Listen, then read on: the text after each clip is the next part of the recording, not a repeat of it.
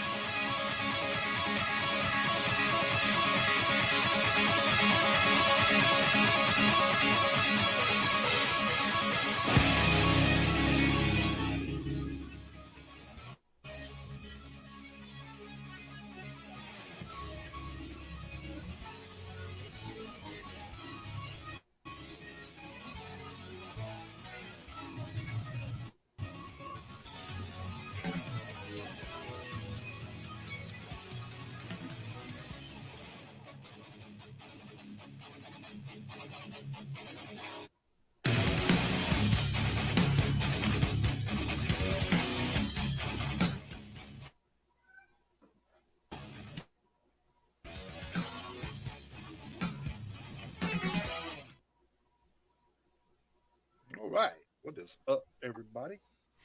Welcome to Metalheads Night, a very special Friday night tonight. Bassist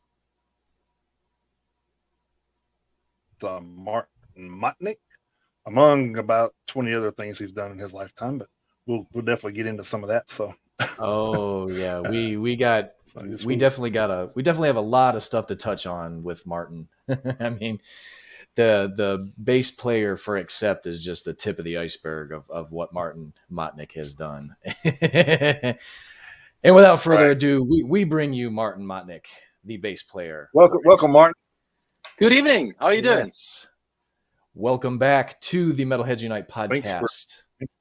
I was just you caught me like looking down. It looked like I was taking a nap. I was actually logging into my laptop, and I'm watching the podcast live on the laptop. So if anybody has a chat question, I can chime in. That's right. If anybody has a chat question, go ahead and drop them in the chat, and we'll get them asked and hopefully answered for you. Want to give a quick shout out to our friend from Metal and Tats, Dana. He's in the chat this evening. Welcome, Dana.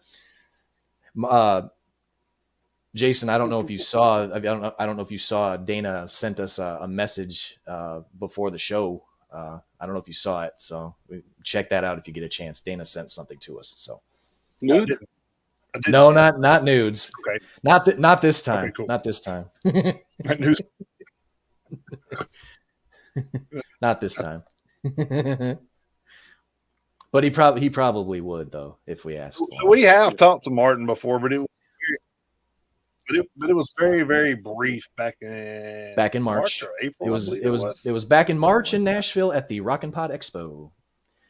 Martin got a chance to sit down with us for about 15 minutes and tried to talk over everybody else who was at the Expo Center. So it was pretty wild, a pretty wild side. But I always love it. I mean, it's like everybody's just together and it's buzzing, and it definitely was. Yeah, it was our first time being there, and it was a hell of an experience. It absolutely was. I mean, we got to talk. We got to speak with Martin, and we got to speak with so many other amazing people. I mean, it was a blast. I had a lot of fun. Cat's underfoot here. Watch out, cat. Oh. Show the cat. Well, everybody watches it when there's a cat. Oh, he's been on the show many times. I know. He's walked across here. If I can catch him, I might. But yeah, he's around here, so I may have to grab him. We've seen parts of that cat we didn't want to. So. Yeah, that's also true. That's what they do. I love you. Look at my butthole. That's what he does. Yeah. That's exactly what he did too. He walked on the screen and put his butt right up in the camera. So. Yes, he did. So for like an OnlyFans account, if I could make money on OnlyFans showing off my cat's butthole, I would do that in a heartbeat. You're right. If I didn't have to show mine and I could show the cats and make money, I would do that. So for everybody who doesn't know, Martin actually lives in Tennessee, just like Jason and I do. So this is a triple Tennessee interview this time, just like it was a few months ago when we had our friends Halo Scars on. But Halo Scars, they live in East Tennessee, so they're about 3.5 hours away. Martin is literally just less than an hour up the road from us. So So this is a local interview now. So from Germany all the way to Nashville now, and a few stops in between, of course. In between, I took the long way. You kind of did, and you went on a few laps, around the Atlantic on a cruise liner there for a little while. So Atlantic and Pacific. Oh well, yeah, that's true. So yes, Martin Motnik is currently best known probably in the metal circles here with everybody on the Metalheads Unite podcast as the current bass player for the band Accept. But like we said, that only just the tip of the iceberg for what Martin has going on. I mean, like I say, he was. It's a good chunk of the iceberg. It is. It's the part of the iceberg that the Titanic hit. Let's just go with that. That's right. That's yeah. So I mean, and you've got a who's who of people you've played with all over like the musical spectrum, not just in heavy metal. And is there an instrument you don't know how to play? I was looking at your, I was going over, I was over at your website, martinmotnik.com earlier today, just shoring up everything. And I was like, Jesus, he plays everything. I don't know. I wouldn't call it like proficient enough to go on stage with it, but okay. I dabble enough so I can at least sketch down ideas, or when you record it and you chop it up and move it around, and it's listenable. But I started playing guitars. I like to call it treble guitar versus bass guitar. Oh, see, I've never even thought of it that way. I actually like that comparison. That makes a lot of sense. And so that was my first instrument when I was 8. So when I first one, and then, but I kind of like just I never really had a teacher, so I always taught myself, just listening to music and trying to emulate what I heard. And then my brother he took lessons for playing organ, and like good classical Hammond organ or Yamaha is what we had. Right. And then at one point he was like, "Can you teach me how to play the solo of the keyboard solo in Jump?" And so he basically gave me that assignment. And at first I thought, he's a lazy bastard, give me the work. But actually afterwards I was like, this was really smart, because he really taught me to like sit. And that was maybe, I don't know, 10 or 11 or something. And so and he's 6 years older. I always had like the biggest respect for him. I mean, we were kind of fighting when we were a teenager, which is normal. Oh, yeah. But I still always I was following him around. I was just always hanging on his coattail, because I wanted to be like him and his friends, just cooler and older. And so he inspired me to like sit down at that keyboard and listen and learn the keyboard solo for Jump. So and that helped me go like, I should really know how to play at least some keyboard to be able to, like, when I have ideas, that I know how to sketch them down. Or when I work with, like in a band, I have a keyboard player. It's like, can you try to play it like this, at least butcher it enough so that they understand? So just to speak the language, And then the same for drums. I love great drumming. I'm not a great drummer myself. I had a kit for a while and I really enjoyed playing that, but I think I really understand how drummers think, and I try to, and that really helps me to lock in with the drums when I play bass, because that's the foundation of every song. Right. I mean, we're like in the background of the stage, and usually we don't get a lot of, not the same attention as the lead singer or lead guitar player. But it's like Victor Wooten has this really good comparison. He always says the bass player is like the foundation of a house. And if you have a beautiful house, like a multi-million-dollar mansion, nobody ever walks into that house and goes like, this house is a really nice foundation. No, they look at all the flashy stuff and the chandeliers and that's true. But without a foundation, it would all collapse. Yep. But so you kind of have to find your satisfaction in that fact that you basically are responsible with the drummer to carry the rest of the building, so to speak. And I really love doing that. I'm not somebody who needs to be the center of attention. Mm-hmm. And so for me, it's more like if the whole band sounds good, and if I can contribute to making the band sound better, then I feel like I did a great job. And so learning all these different instruments, I think helped me to speak those different languages of the different players in the band, and so that at least we can find some common language, so to speak. Yeah, it does. It like you said, it does give you the ability to get inside their head and know where they're coming from. So it probably, not being not being able to play an instrument myself, I can imagine it probably helps to accelerate chemistry within a group. Yeah, and it makes communication much easier. And but yeah, I think chemistry is a good point too. Never thought of it that way, but it's probably, if they feel like, okay, you're making an effort to understand and speak their question, speak their language, yeah, then I think they take you more seriously as well. It's like when you travel to a different country, even if you don't speak the whole language, if you at least make an effort to know, like, hello, and I always say I want to know two sentences in the language of every country I go to, and it is one beer please, and where's the bathroom. Yeah. Those are my go-to sentences. Those are important. Those are very important. Right. And so, all right. So, I mean, how many countries have you been to? That's a good question. I actually usually have a tally, but I haven't updated that recently because we lost Jason. He may be resetting his Wi-Fi sometime. We had some technical issues. Yeah, he'll be back. He'll be back in a minute.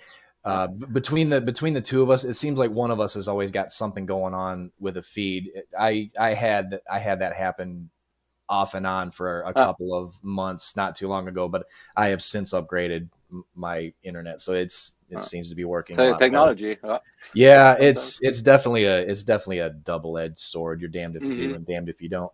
Right. So when did you? I looked at it on your bio, but when did you move? Oh, 2018. So you've been in the Nashville area for, this is going on 5 years now.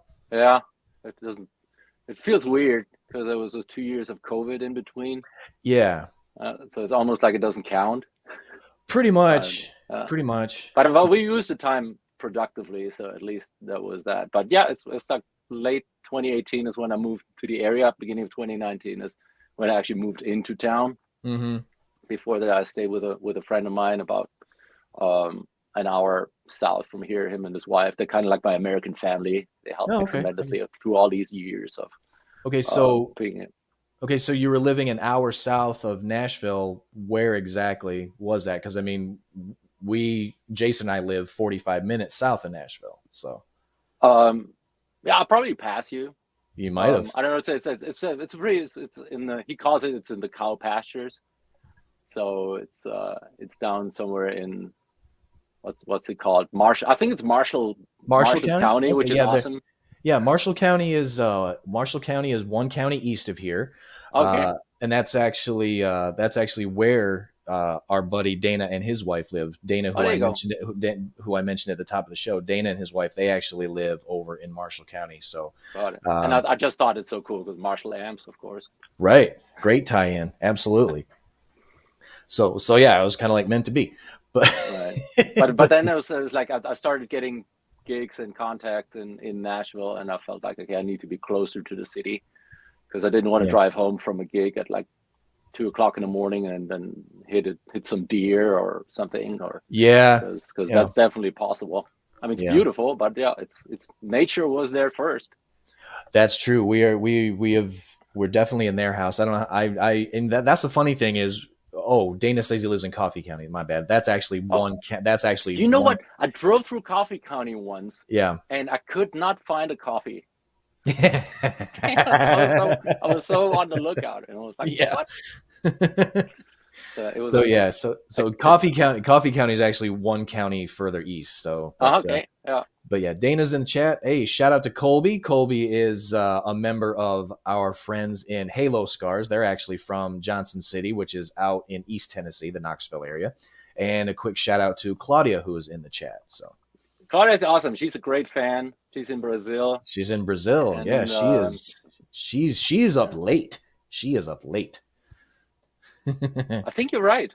Is it 2 hours? I think it might be. So it should 2 or 3. It should be Saturday morning in Brazil right now, if I am not mistaken. By now, that's true. Yeah, I don't know much Portuguese. I had a girl I had a crush on decades ago, and she was actually from Portugal. And so there was this one sentence that I learned to try to impress her, and it was like "Querima uma mesa para duas pessoas." Which means I'd like to have a table for 2. That's important too. That's important too. Yeah, that one works out too. It didn't work out. So that's the funny thing is I actually had 3.5 years of Spanish when I was in high school, and I am far from fluent. But I mean, like you, like if I went to a Spanish speaking nation, I think I could do enough to get by, but I wouldn't be able to hold a full-fledged conversation. So it's I know 1 and probably 1 1/3 languages, but So, but yeah, it's better than nothing. But yeah, my first language is sarcasm. Even before German? Basically, you learn it simultaneously.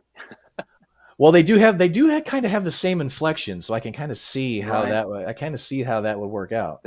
They're both not very friendly sounding languages. Well, they just have an inherent aggression to them, but that's totally fine. Right. Yeah, so that's all right though. So when you said how many countries have I visited, it must be. I think I must be touching 50. Yeah.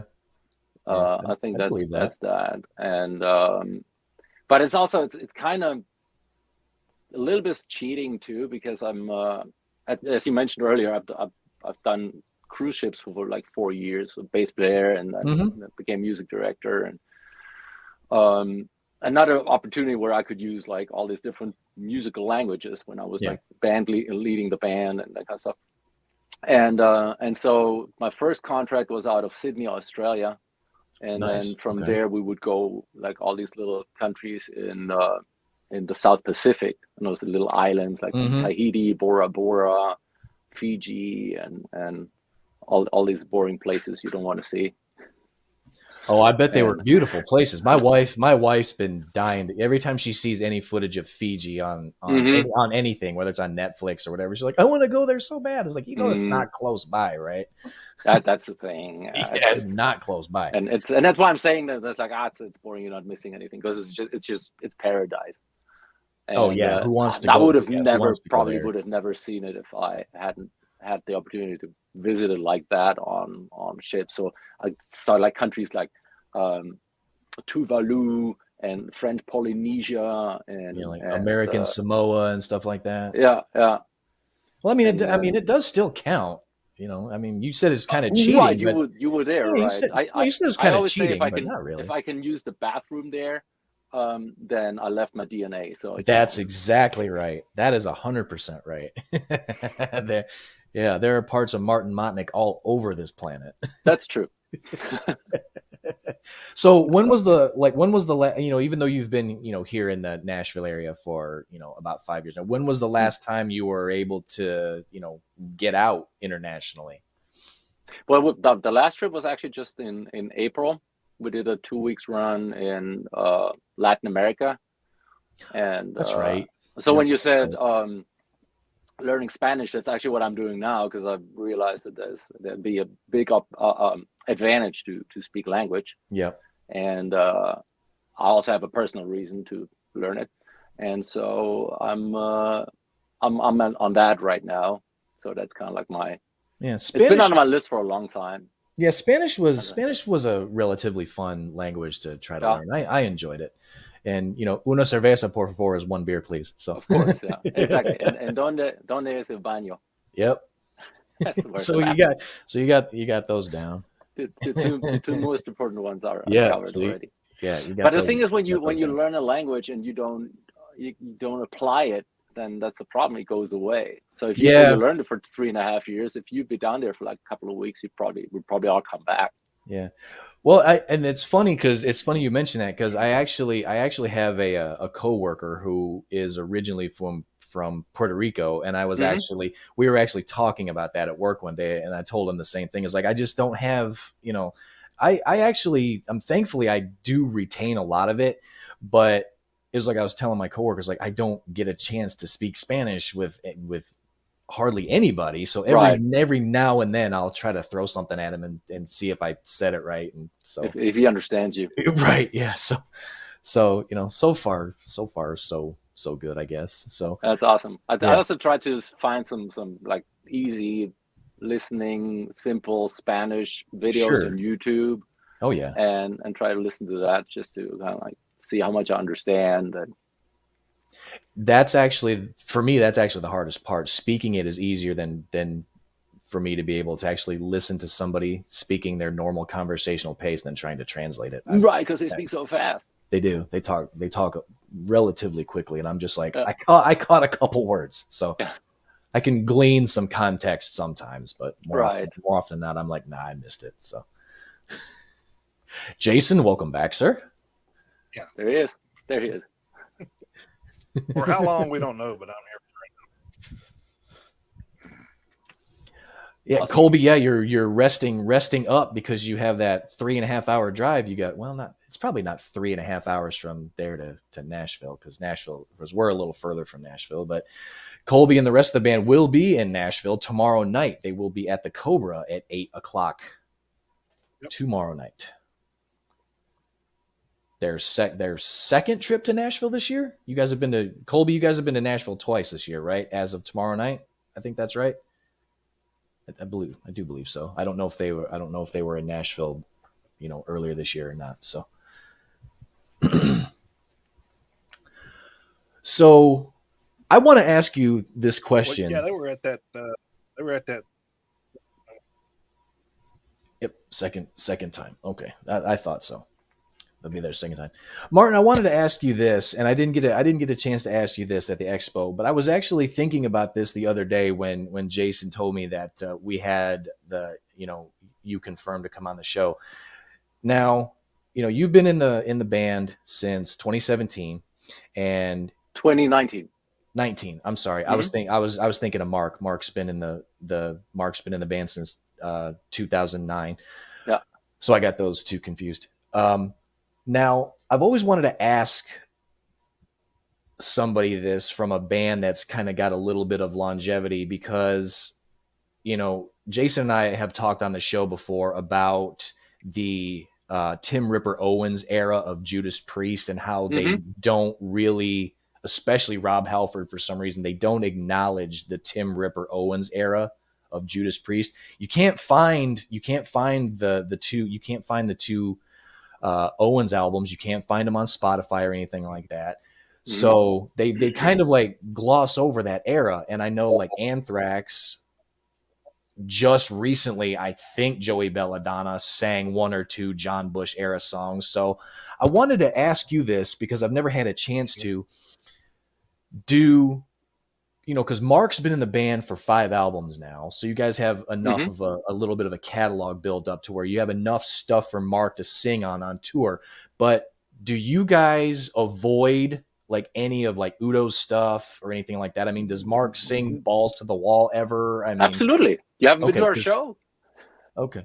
Because I mean, I always wanted to know if it was kind of like one of those things where, I think in Joey Belladonna's, I think in Joey Belladonna's aspect, I think it's kind of, I don't think he feels comfortable trying to sing the way John Bush does because they don't have the exact same style. So I was wondering if it was one of those things where just if it's like a respect thing, if it's a Judas Priest thing where like we want to try to maybe forget this for whatever reason. So I always wanted to ask that of a member of a band that's been around for a long time, has a lengthy discography, and they've gone through, because there was at least one singer between Udo and Mark, if I'm not mistaken. Right. So Mark's not even the second singer. Damn it. Who the hell was... I forget. David Reese was his name. That's what it was. I actually looked is that his up. name. Yeah, I actually looked that up earlier today, and but you're right. Yeah, so David Reese was in between Udo and Mark. So that's actually good to know, because I actually like that, especially because I mean, balls to the wall for me. That was Accept for a long time when I was a kid. Right. You know, coming up, that song to me was Accept. So to hear that you guys go back, you know, to the 80s, and I don't know how many of the songs you guys play from the 80s, but it's good that, you know, that some of those songs from back in that era are included too. Because like I say, Mark's got more than enough to sing on himself. So that's true. But the people come to hear, especially the big hits. I mean, I've known Accept since the early '80s. We had a poster. My brother and I had a poster in a kid's room. It was that tour poster with Judas Priest, and then special guest Accept on it. Yeah. So they've been like a name for me ever since I was not even a teenager. And they were in Germany at that time, basically the other big metal band. Mm-hmm. And them and Scorpions at the time, right? Right, exactly. Yeah. And that's what made them famous and successful, and that's what people still want to hear. And so when we play live, I mean, of course we play the current stuff and promote the current absolutely. Album, and then I mean, even like the first like the Blood of the Nations, or so, they started to become, with Mark, they started to become classics too. I mean, that's like 14 years ago. Well, there's so much strong stuff on that, or on those early albums from Mark. Right, too, and you can only play for so long. You know, you can. We wish you could play 8-hour concerts, but people collapse. But I mean, it's I don't think. I asked Wolf, and I asked him if he ever not played Balls to the Wall at a concert, and he said no. That sounds every night. Well, and Wolf's a smart guy. Oh yeah, he is actually. Yeah, absolutely. But also because I look at him sometimes to see, like, is he getting bored of that song or whatever? And every time he starts playing that riff, there's a big smile on his face, and the people just cheer up, which gives him, because usually the last song of the night. Now we started making like a little gimmick that you think the song's over and the show's over, and then we go into I'm a Rebel, and so that's just another cherry on top of the cherry. But yeah, it's like every time is just such a highlight. And of course you have to play Fast as a Shark and Metal Heart, and it's just songs that people expect that if they don't play that, they're not gonna go home. You're like, the show's not over. Yeah, I mean, I'm sure it's kind of hard to put together a set list when you have, so many songs, a list that extensive to choose from. Yeah. Kind of why it's kind of why Metallica's doing what they're doing right now. They're doing the 2 shows, 2 different sets on, each night. Cause I mean, they got good idea, because they've got 40 years of stuff to pull from too. Right. So yeah.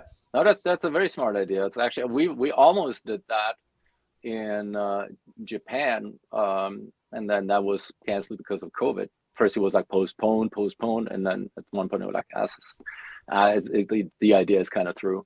We were going to play 2 shows, 2 nights in a row in Tokyo, and the first night we would have played the entire Balls to the Wall album, and then the next night we would have played the entire Metal Heart album. Wow. And then of course some of the other songs too, but that was kind of like 2 nights of like a concept that we would have done. And that's actually not a bad idea to have two different 2 different set lists at the same venue. Now I'll suggest it. Okay. I'm gonna drink the Kool-Aid guy. So. Say it again, Jason. Say it again, bud. I said I'm don't drink the Kool-Aid guy. Oh, so there you go. Well, Dana asked if don't drink the Kool-Aid guy. Yeah. Yeah, there's about a 5-second delay with your mic, Jason. Yeah. And then Dana asked, he said, I haven't been able to see you guys, see Accept live. He said he wants to know if you guys still play Son of a Bitch. We played it last year on our North American tour, and we actually like playing that. It's a fun song. So I think what Wolf does is we don't want to change it up too much during the tour, because it's you don't want to go on the road with like a repertoire of 50 songs and then you put one together and then the next night it's like 75% different, and the quality might suffer of the performance. So we usually have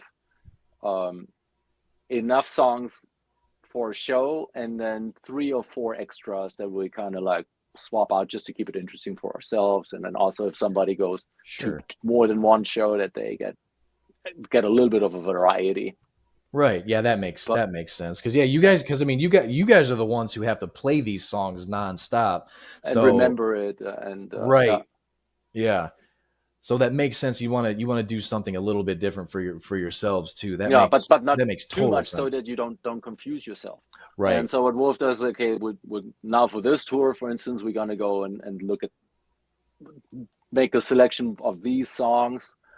And then when we do, like how we did earlier this year in Europe, when we did the European run, like 80% were probably the same songs, and then 20% were different songs that we just kind of threw in to keep it interesting for ourselves, and then just bring a little bit of variety, and also to keep some of the songs fresh. Because I mean, it's, after 16 albums, you start getting confused at times which song was what, and then especially when it goes like from you usually remember as a musician, you usually remember the verses and the choruses, and then the bridge part already starts getting a little, and then what to play during the solo.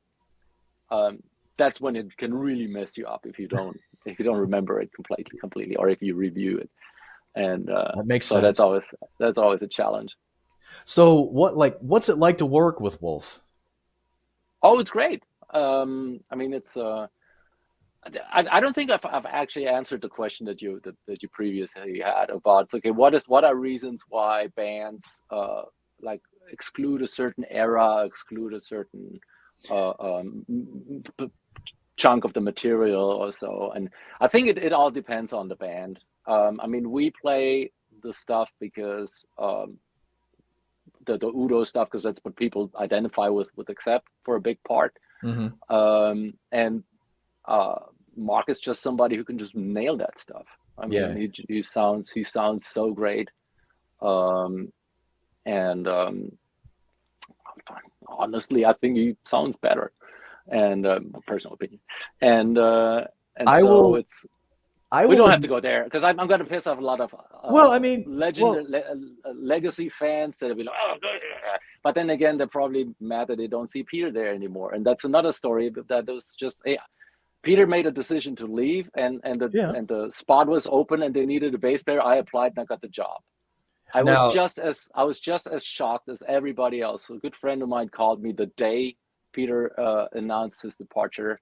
He was like, "Can you imagine you left?" I'm like, "Oh, you're kidding me, right?" Yeah. And then it was actually his idea, who said, "You should apply. You'd be the perfect guy." And like, yeah, right, because they're waiting for me.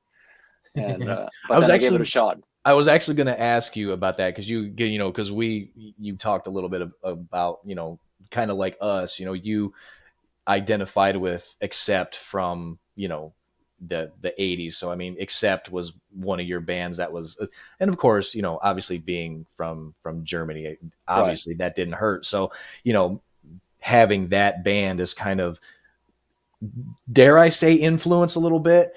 So absolutely. I played balls to the wall in different cover bands. Yeah. So I mean, having a chance, I mean, even having the opportunity even arise, I'm sure you couldn't jump at it fast enough when you heard it. So absolutely. Yeah. But then I thought there's going to be probably everybody who knows which way to hold a bass is probably going to apply. Well, sure. And so it's like, well, what are the odds? But then I was like, yeah, you miss 100% of all the shots you don't take. That's true. And so that's why I just okay, I did my research and then just make sure that it was really true, and that there it was. I saw Peter's tweet or Facebook announcement, and then I was like, well, let me go online and see if I can find a email address or something. And then there was like management at acceptworldwide.com, and I was like, well, let me just introduce myself and tell them who I am, and like, I don't know what their plans are for the future, but if they want to continue, I'd love the opportunity to audition. And then I gave them kind of like a little bit of a what do you call it, a CV, like a musical resume, and some YouTube links and photos and that kind of stuff. And then I didn't hear for a while from them, but then at one point I got an email from Wolf, said, hey, want to talk on the phone tomorrow? And then the next day we talked, and he invited me over to the studio. And he said, it's like, hey, it's more about how we get along. I know you can play. He's seen all the videos and stuff, and I was like, it's really more about how we gel and how you fit in. And I'm like, totally understand. Makes total sense. Well, I mean, that wasn't going to be anything that you weren't used to, because I mean, I don't know what playing on that cruise ship was like, and I don't know how well you knew the other performers that you were playing with, whether they were basically new to you or what. But I mean, you're definitely used to having to come together as a group. So having to play with the guys and accept, a new group of guys was nothing new to you. So it wasn't anything that was going to be a surprise. Right. So for me, I was quite confident that I could get along with them, but they of course didn't know who they were going to get. Right. So, and I totally understand that. It's interesting you say that, because on the cruise ship it's really special, because especially there very often you even have different nationalities that come together, even in the band. Like one time I was in a band where the keyboard player was Filipino, the drummer was British, the male singer was Swedish, the female singer and guitar player were American, and I'm still German, you can't get it out of me. I have dual citizenship. I'm really happy to live in the United States. This is my home, but culturally and like from upbringing, I think, and my accent is still very German. And so it's just especially in an environment like that, you have to learn how to cooperate and compromise and work for the team. That kind of goes back to the what I said earlier about like making a band sound good as a team. That if everybody has to play together, and then in the end everybody wins. It's not like sports where like you fight against each other, but it's like you're on the same team. Well, and I'm sure in that environment where you literally didn't know anybody at first, I'm sure your experiences with, like you said, just dabbling in other instruments, you had the keyboard experience, but because due to your brother, and you said you had a drum kit. So I mean, you knew how to play basically, for all intents and purposes, all the instruments you needed to. So when you were in an environment with all brand new people, you could at least connect in that respect. Absolutely. Yeah. So you basically had one foot in the door with somebody you more or less had never met before, and definitely weren't on the same footing, like you said, culturally and linguistically. So there was still that common denominator that you could fall back on as like an icebreaker, technically. Absolutely. For all intents and purposes. And it helps for sure. Yeah. And so that was a cool thing when Wolf invited me and he said that, and I was like, okay, that means, because like a good chemistry is important for me as well. And I'm all about it. Why can't we all just get along? And and so when he said that, I thought, I guess this is good. And he said, well, we'll know in 5 minutes if we get along or not. And I was like, he's German efficiency, I like that. And then I ended up being there for like over 2 hours. We sat together and we were jamming, and of course I revisited like Balls and Metal Heart the night before, and just do like, no, a little bit, Yeah. And so you didn't. Yeah, you didn't want to. Yeah, you don't want to toot your own horn too much. But also I didn't want to come in like, so what do you guys play? Yeah. So, which was not going to happen because as I said,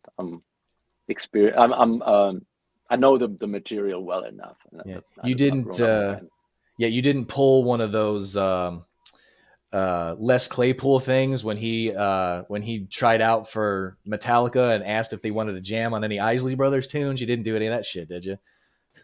I did not see that. I have to look that up. That is awesome. Yeah, that was actually when that was actually on the Metallica's Behind the Music. They were talking about when the segment in that show when they were talking about when Cliff died and they were going through everything and before they hired Jason, they actually talked about how Les Claypool tried out for the band, and that's what he said. He said to them, he asked them if they wanted to jam on any Isley Brothers tunes, but that he said that they also didn't get the joke.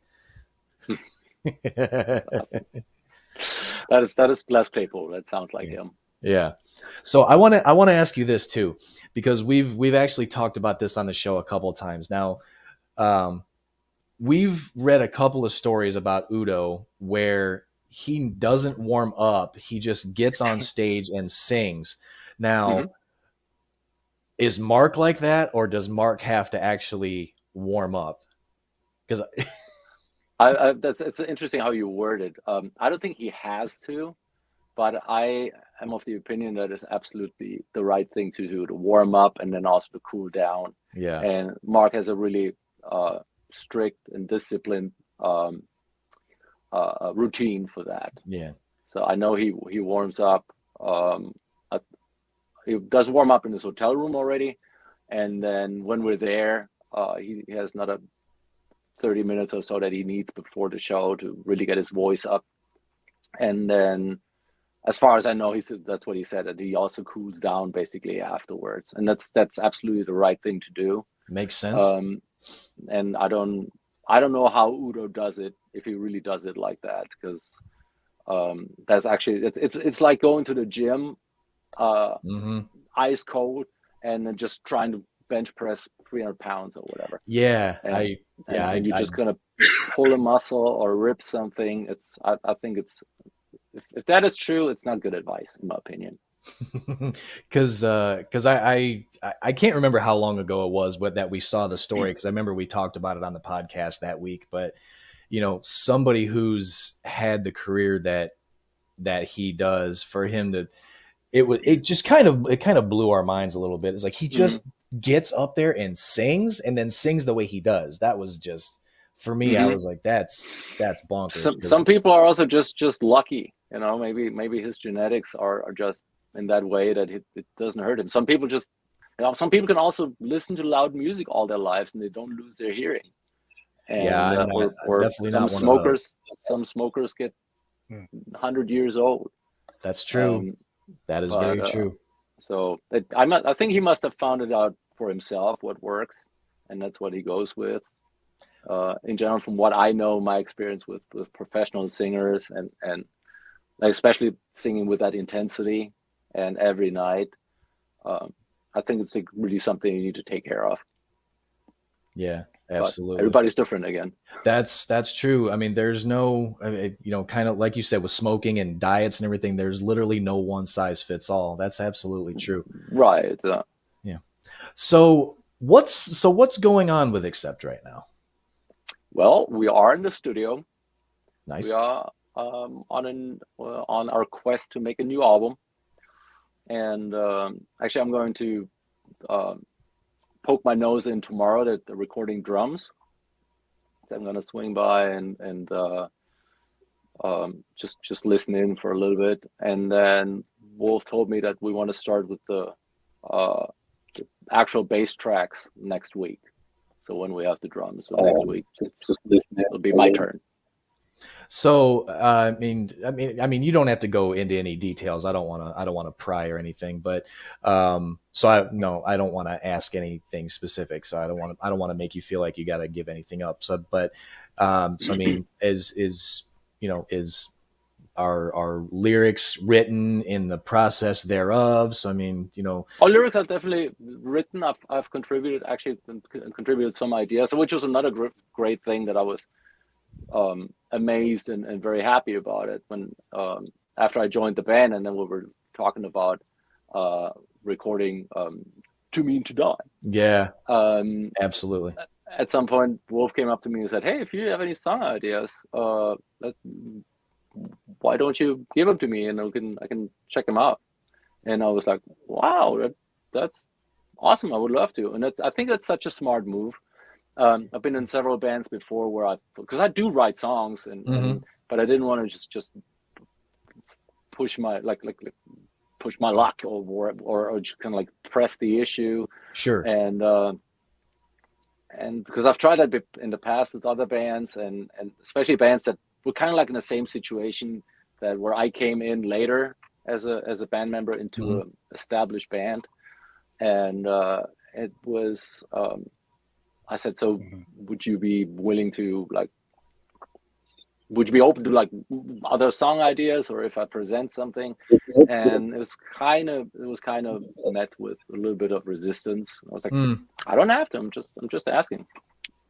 And so when Wolf mentioned that, I didn't even want to ask, to be honest, from my experience, and especially in a band like that. I was like, I'm just gonna evolve naturally, and that's how it usually is, and that's usually the best way. Well, I can imagine being gun shy, after the first couple of times. Then you come into a situation that too. Yeah, it's like if you hit on girls and they all shut you down, and at some point you're like, I'm not even gonna try anymore. Sure. And there you go, ladies. It's your fault.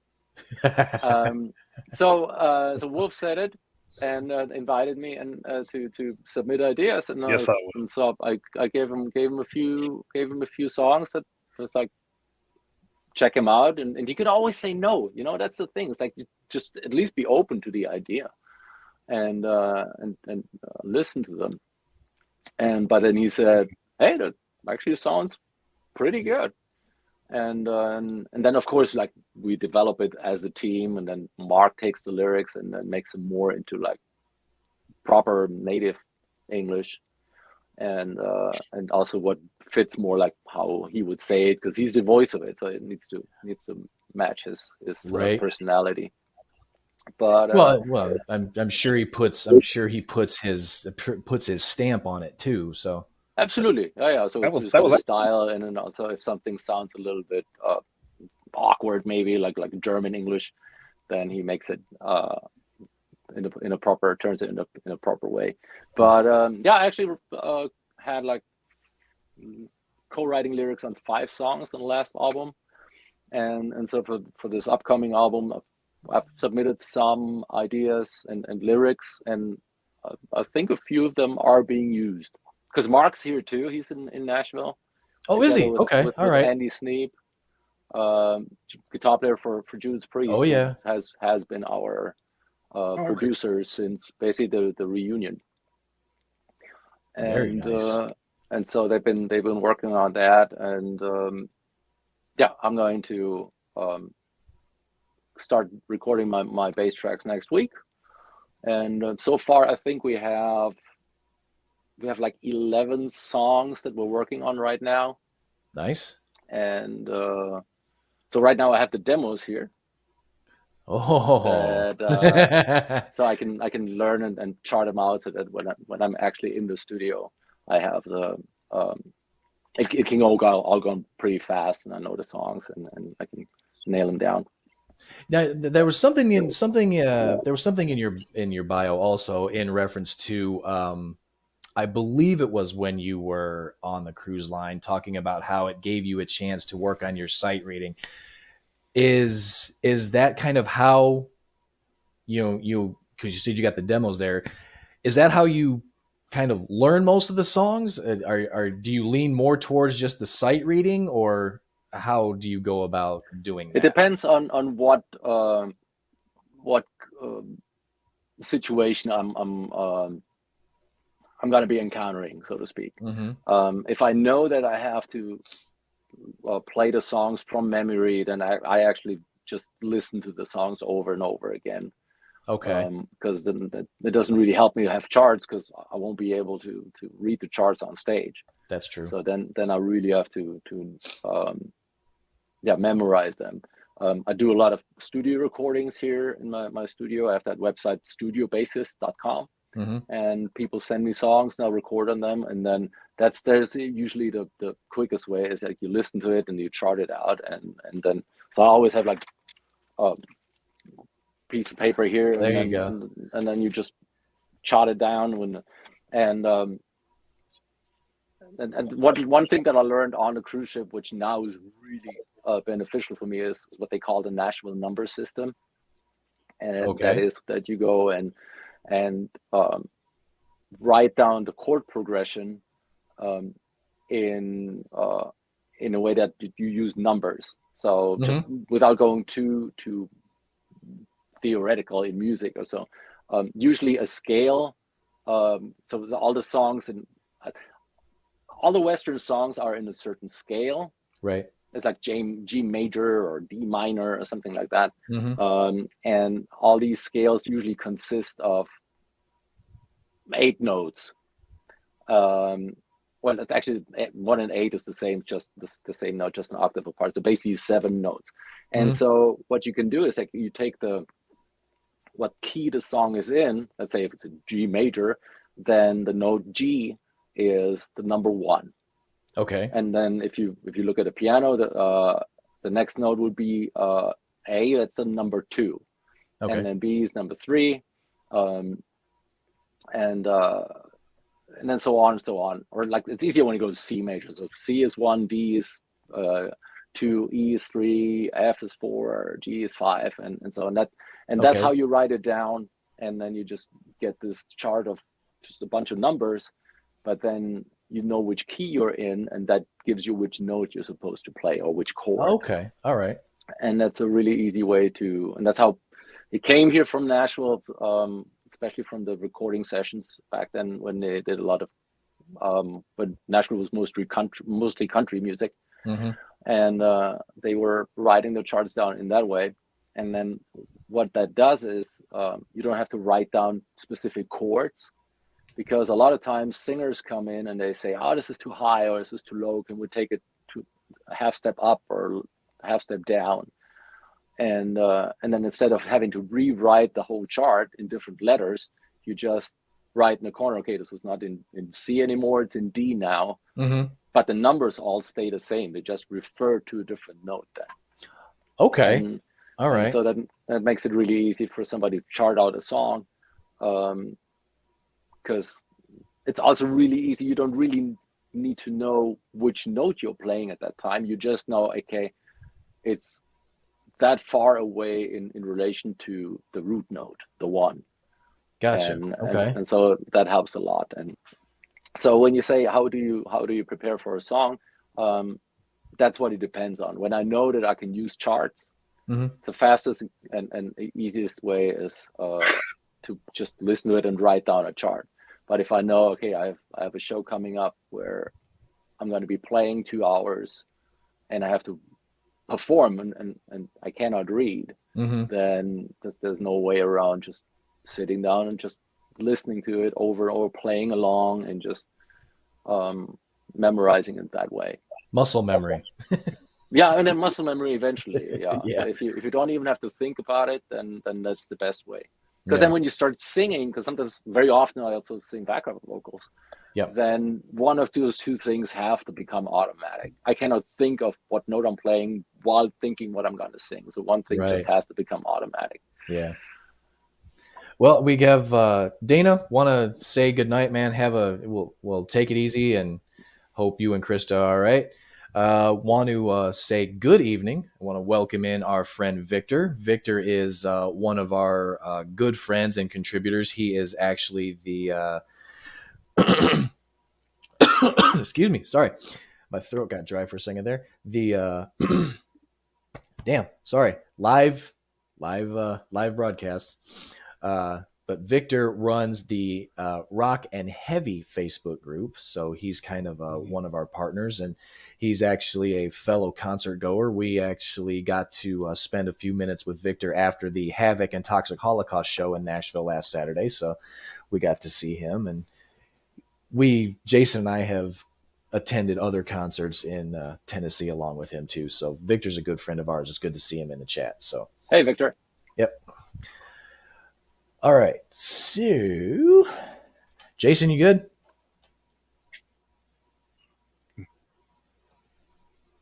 Yeah. I wanted to say, yeah, didn't you post something, Martin, on social media a while back about something like good burritos or something with the keys? Yeah. It's a hint how you can memorize where the notes are when you look at sight reading. Yeah, so in the musical system, and that only applies for a bass clef. So when you have a bass, when you write music for bass instruments, you have the bass clef, where the beginning looks like an F, and then you have the 5 lines, and so wherever the note is, either on a line or in the spaces, that's the note you're supposed to play. And so I found this the other day. Somebody posted it on Instagram. When you go so a musical score has 5 lines, and if you go from the bottom to the top, the lines are G, B, D, F, and A. Those are the notes. Right. And so somebody wrote down, okay, that stands for good burritos don't fall apart. Nice. And that's how you can remember which note is. I like that. You're playing where they're positioned. I like that. Yeah, different ones, and of course, like people, which will be helpful for me. Like, I know this, and of course, it's helpful for most people who love burritos. I was about to say, I mean, it helps you play music until you start thinking about burritos, and then you get hungry. So right, yeah, that's the downside, which happens a lot, actually. Yeah, yeah. Who doesn't love a good burrito, for crying out loud? Right? Hell yeah, hell yeah. Sorry, still trying to get my. I would go grab myself a bottle of water, but I recently bought and what did you get? Say it again. It was a 4-string Mitchell. Okay, they're good. They're solid instruments.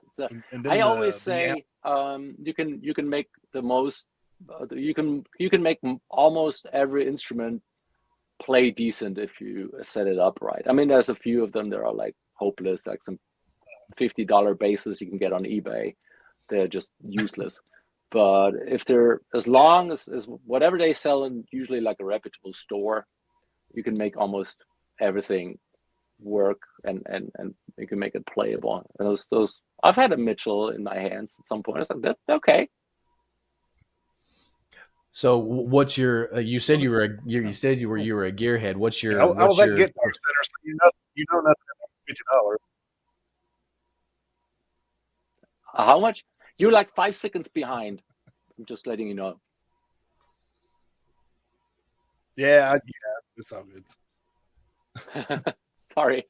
So you said I want to know what you're saying. Yeah, so I was saying I was a Guitar Center, or so you know nothing. Yeah, you know nothing. Guitar Center is always good. That was my first job when I moved to Vegas. Before I found like enough gigs to play, I worked at Guitar Center for a brief moment. Just gonna leave it at that. Yeah, you don't have to expound on that if you don't want to, but I was thankful for the job. Yeah, well, sure. I'll be honest. So. Yeah. So I've never. I'm have to think about it. I don't think I've ever been to a guitar store, which is sad considering I'm a metalhead, but I don't know how to play guitar. But is the whole thing about going to a guitar store and playing certain songs where they'll kick you out, is that a real thing? Well, it's a stereotype, and it's like it's with so many things. You should just go into a guitar store. They're actually really fun, and just walk around. I probably should. I probably should. Or just, I don't know, go to the drum department and just bang on a drum. Now, see that would probably be more of my thing. Colby says he can't go into a Guitar Center without spending $300 or more. Yeah, that happens too. I know the feeling. There are stereotypes, but on the other side, it's like every other store. Sure. It's just I know the whole Wayne's World thing and no Stairway to Heaven. You know what? If I heard somebody play Stairway to Heaven properly, I would enjoy that a lot. I think that's probably where that comes from, is everybody probably butchers it and they're like, stop, just stop. If you play it wrong, then just no. But most of the time, that makes sense.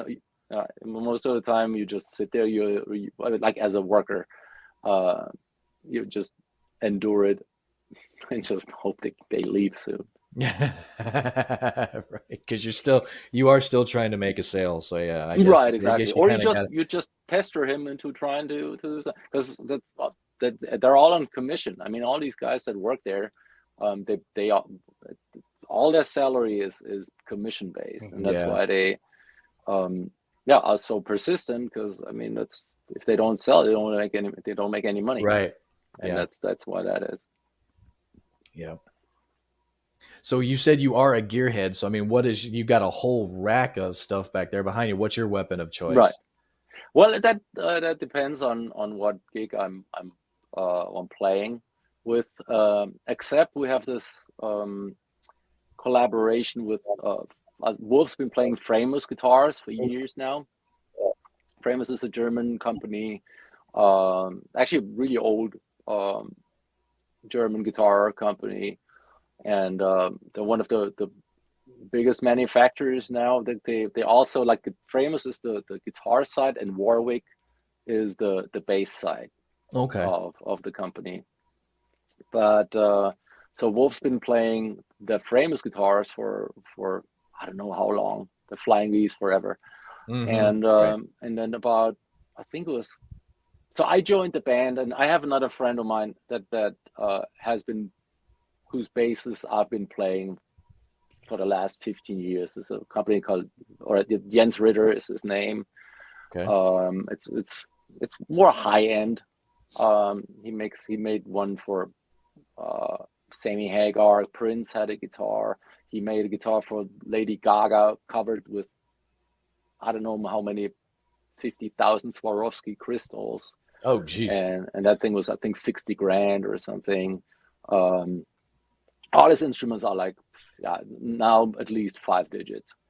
Nice. And and so, but he's a good friend of mine. He's from the same area where I'm from. And so years ago, he built me like which was my main bass for many years. And so my battery's dead. It usually lights up in blue. It's got my name here on a 12th fret, and it's just a very, very versatile instrument. Now, is that your signature? Like, is that your signature shape too? I've seen that. No, that's his shape. Okay, all right. But it's very unique. Because I've seen that. I have seen that bass in so many pictures. I didn't know if that was like your shape or so. Okay, it's just the shape. I actually have 2 more the same shape. One is basically the same. And so bass players are going to be like, you got 3 Ritters? And I'm like, yes, I do. And so this is basically the same bass, but fretless. So basically, okay. So it's like an upright bass, kind of like the concept. Sure. So you have to really put your fingers exactly where you want it to be. There's no frets that guide you towards the right note. And then a few years after I got the other one, I asked him to build me a 6-string bass, and so that's this one. So this is more like it's more like a solo bass instrument. So I don't really play it out much with other bands, but I made a solo album. Yeah, and we're going to talk. We're going to ask you about that. Yeah, on where I play everything on bass guitars, and this is one of those. You can get really high on. So really, you can reach notes that are usually not reachable on a normal bass. So that's usually what I used to play. Then when I joined Accept, on the first tour I played when we played the orchestra tour, I still played that bass because I was also I was in a band, and 2 weeks later we were going on tour, so there was not much time.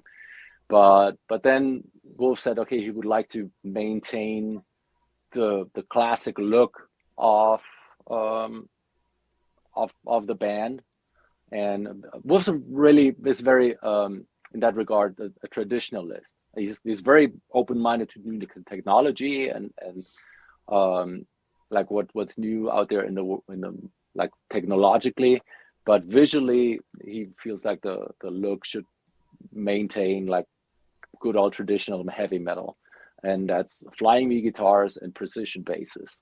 Yeah.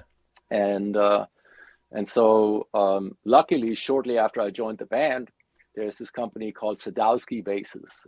It's Roger Sadowski in New York City. He makes fantastic bass guitars, and it just so happened that he started a collaboration with Hans-Peter Wilfer, who's the owner of Warwick Basses, famous guitars. Oh, nice. And okay. They decided that they were going to start building a certain series of Sadowski basses in the factory in Germany. And so they basically, we made a deal that with Accept, I was going to start playing Sadowski basses, and that's what I'm using now when I play with Accept, and that's just perfect, because then everything comes from the same company, so to speak. So if there's anything that we like, we need some help, or some gear got stolen, God forbid, it hasn't happened yet, but you never know. It's always the worst. Then you have like one person and you can just contact, and because of this long time relationship that they're having, we have this really cool collaboration that we could just go and so now I'll be right back. No, you're good. Now this is my Accept bass. Nice. So as I said, it's got the Sadowski headstock, and then a friend of mine makes these custom pick guards. So he's got a laser cutter, where he cuts them out of acrylic mirror, and then etches the logo on. And if I can get it to work, I still have to, because I just did this. Now let's hope it works. Does it work? Problem is the light's on. Let me see if I can turn off my light here. That's the switch. Okay. Oh, there it is. Yeah, I see it now. So yeah, and oh, that's cool as hell. Yeah. Hell yeah, dude. Oh, nice. And then even changes colors and strobe effects and everything. That's awesome. It'd be cool if it changed whichever key you ran. If it changed color per key, that'd be. With every note. Oh, that'd be the next. That would be the next generation, so to speak. Yeah, there you go. So yeah, this is just. And so this is my my weapon now with Accept. Nice. And we also just got. That's another thing we just did is Wolf's been playing Fishman pickups for a long time, and we now got him also for the bass. So we just got these awesome fat Fishman humbucker pickups in here, and nice. Yeah, need 3 strings. Yeah, because I think they're still on there from our tour in Latin America. Nice. So I need to it's got strings on that. Yeah, it's got a beefy sound, and you're not even plugged in. Right? Yeah, it's strong.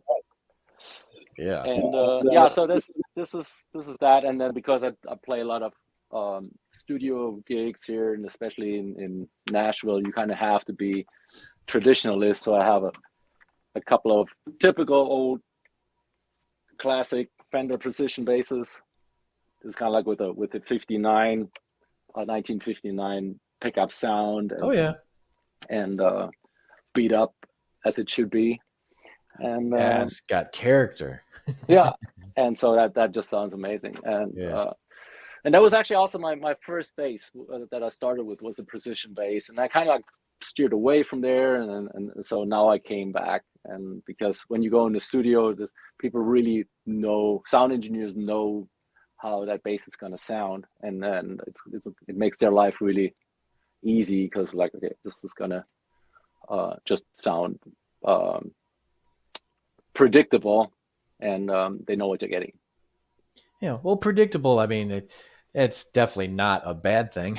I'm sure. No, that's what I'm saying. It sounds kind of weird, but if you go in the studio, and especially if, things have to go fast, because studio time is expensive, and so if you go in and you give them like this really whatever esoteric bass guitar with 17 strings and like this weird electronic already built in, they're like, oh, it's going to be a nightmare to get that in the mix. Yeah.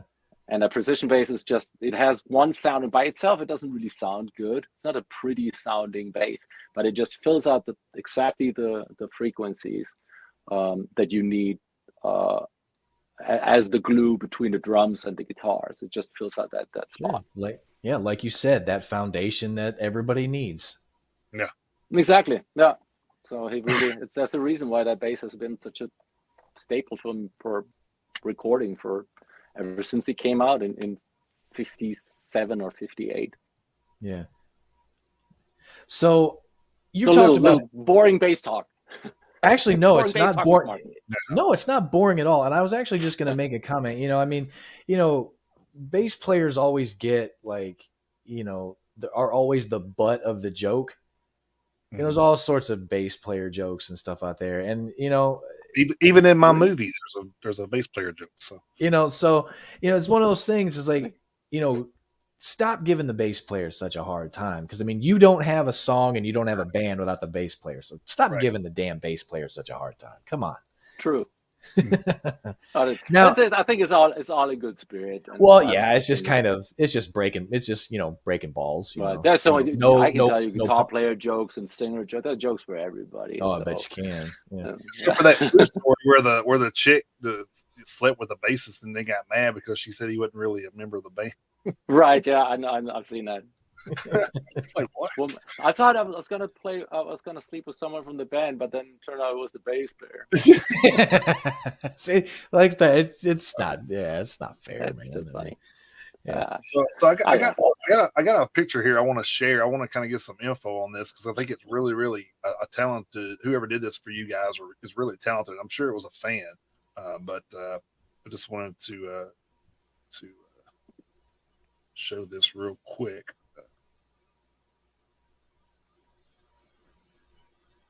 So tell us a little bit about how this came up. Okay. Yeah. Let me get up one more time. If I can get it off here. Actually, I should probably even. Oh, shit! There, nice. It was so cute. So, her name is Guadalupe. She is 13 years old. From Buenos Aires, Argentina. Nice. And she is just an Accept fan, or maybe general metal fan, but most of the stuff that I see that she draws is of our band.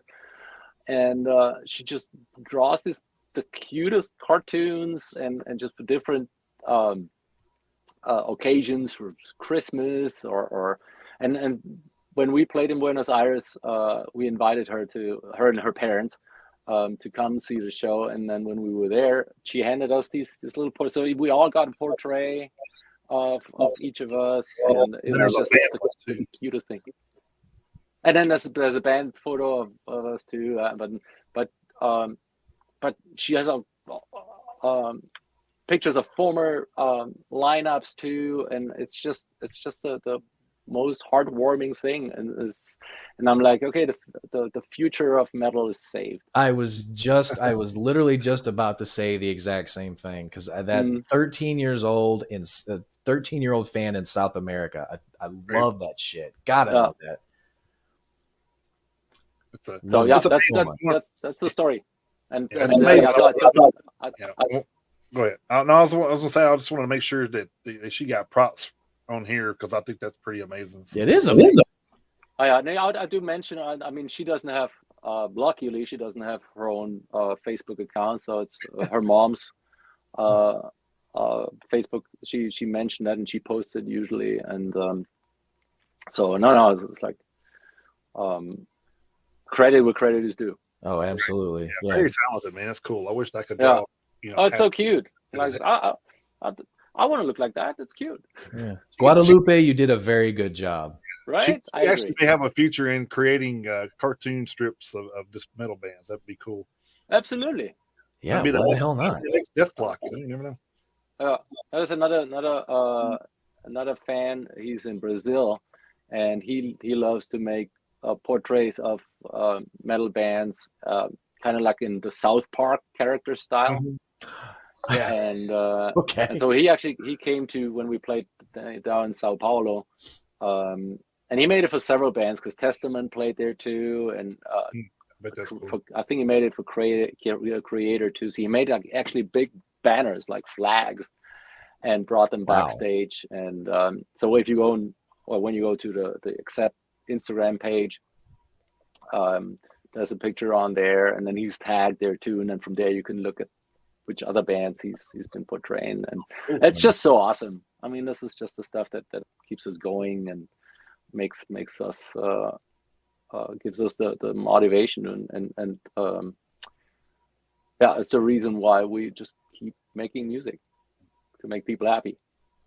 I know you said something about you guys are working on the new Accept album, but I also wanted to ask if I put it in the comments because I was lagging, but I'll go ahead and ask you since I'm kind of back semi right now. But I wanted to see if you were working on any new stuff since your Dream Chaser album. I mean, there was a lot of talent on that album. There was ridiculous amount of talent on the Dream Chaser album. My God, thank you. I haven't checked out that, man. It's pretty amazing. So thank you. Well, see, I kind of called that my COVID project, which is where I did was, but I think a lot of musicians did, a lot of artists did, is just to stay sane.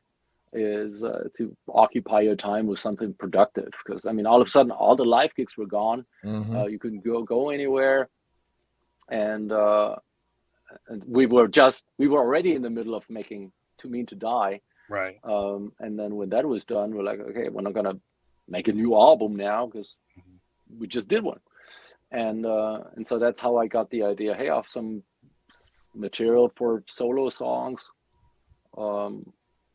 Already pre-recorded, and then I started like, you know what, let me start developing that, and then that kind of like just grew from, it's going to be another solo album, just me and maybe a drummer, to like, well, I should maybe reach out to the people I always wanted to play with. That was kind of like my dream, to play with a certain caliber of people, and see if they would contribute a solo, or like the drummers, if they would play the drums on it. And the big advantage was really that for all the bad sides that it had the advantage that during COVID everybody was at home.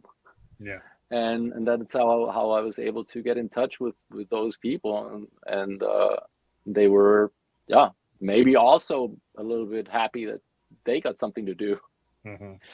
And that's how I ended up getting people like Joe Satriani and Bruce Kulick and Jennifer Batten and Derek Sherinian, and it's just all my I can't say I can't believe I actually saying these names, because they're all like that's the soundtrack of my life. So is that kind of where the name The Dream Chaser came from? Yeah. That was at the very end, and I realized, you know what, that's actually what I do. I chase my dreams. And that's where they came from. And now I even have it on vinyl, which is I actually seen where you were posting something about sending some stuff out. So I was going to give you a chance. So that's actually what I'm doing right now. Is like, this is my little factory here. So I'm making shirts right now. Cool. So so for the people who ordered it, it's on the way. So I had to postpone it a little bit, because I play a lot here in Nashville now. Since we're not touring with Accept, and I need to be on stage. and so I'm playing a lot with different bands here, and there's only so many hours in a day. But so that I'm working on that, and but I have not thought of I thought about it, but I haven't really made any plans for another solo album, because I also think that I haven't really utilized Dream Chaser enough. Right. And actually, a few people have approached me if I would ever perform the stuff live, and I was like, that's it would take some logistical planning, because it's all played on bass guitars. So I would basically need probably another 2 bass players and a drummer, and if you go on stage like that, you know what's gonna happen. Everybody's gonna want to hear Big Bottom. And but so I have a few people in mind already who I mean, Nashville is full of amazing musicians. Oh yeah. So I have a couple of people in mind who I would love to approach and ask if they would play a show with me. So basically two more bass players and a drummer, and just to do it, just to perform the stuff live. I think we were amazed when we were at the expo of how many of you guys actually lived in the area. I was like, wow. Yep. You had yeah. So it's basically 4 of us, and Mark is New Jersey, and Uwe is the only one who's still in Germany. Okay. Even though the band is still 50-50 German and American, but Wolf made the decision to move to the States in the mid-90s, I think. And it was also always my dream to live in the States, because that's the music I grew up with. I'm actually more of like the hair metal stuff, right? So like, and then everything that's technical. So my all-time favorite band is actually Mr. Big. Oh yes. Oh and, yeah. And so they're on tour right now. I was so happy when they reunited. And a couple of months ago, I actually played with Eric Martin at the jam session, and that was like another dream come true. Oh yeah, I did see something about they did. Yeah. Okay. Yeah. There's Tyson Leslie. He plays keyboards for Vixen. He puts together this jams called Rare Hair, and so he gets all these people. He had Billy Sheehan there before too, Greg Bissonette, and now he had Eric Martin, and he actually assigns who's going to play with who. And so when I found out that he assigned me to play with Eric Martin for 2 songs, I'm like, this is a dream come true. And so that's so that was really cool. But yeah, so that kind of style of music, really melodic, but technical, and like a high degree of technical proficiency. So I love Steve Vai, Joe Satriani, of course. Then Paul Gilbert, like the Racer X days. Oh yeah. With Scott Travis, who's now the drummer in Judas Priest, and those are all just monster musicians, and that's kind of like more the music where I came from. And so that's why I always had this really strong pull from Los Angeles. That was always my dream to be there. And so in 2008, I just gave it a shot and just went there for a few months to see if I even stand a chance. I was like, I'm gonna be like they're gonna be waiting at the airport for a bass player. You have to find out there a bass player, right? Yeah, come off the plane, right? I was like, where are they? Where are they? Where's the limo? Yeah. I think I would almost be surprised if I was talking to a bass player and they didn't mention Billy Sheehan. I think you always have to, because he was so amazing on the bass. It's like it's still looking back at some of the stuff he did in the 80s. I'm just like, dude, that's freaking unreal. It's like, right, and that's basically what made my what shaped my playing ever since I started. So I started playing bass in '85, and it was right around the same time when Eat 'Em Smile came out. David Lee Roth, his first album after he left Van Halen, and that was with Steve Vai, Greg Bissonette, and Billy Sheehan, and I just ate that album up. So because that's what I was really capable of playing it at that time, but I just wanted to know what he does, and that was. How lucky can one guy be to have all that talent behind you? It's like, I'm telling you, that lineup is nuts. Yeah. It's a total classic. Yeah, we always talk about that too. How like people like Ozzy have landed such amazing guitarists through his whole career, and like, I mean, how lucky can you? You better play the lottery, dude, or something. Jesus. That's kind of how I feel with Accept too. Yeah. I mean, it's like I feel very, very lucky to have landed that gig, and when you ask people, it's like a lot of things is definitely right place, right time, because I had literally just moved into town. Mm-hmm. And then all the factors were just perfect. That I am German, but I live here. And then I did 3 tours with Uli John Roth, the old guitar player of the Scorpions. Yeah, who is an amazing guitar player, and it was like with Richie Blackmore, and that's he was one of those neoclassical guys who basically invented the shredding technique, so to speak. And everybody who came after that, they all mention him as one of his influences. And so did Wolf. Wolf also says that he's a big admirer of Uli. Cool. And I'm pretty sure that helped me when I mentioned that. Yeah. Dropping. So I was actually about to say, I mean, how many more names is he gonna drop? Goddamn. I'm sorry. No. hate it. No. Hey, no shame at all. We're just. I feel the same way. It's like just impressed. Yeah. How have I been so lucky to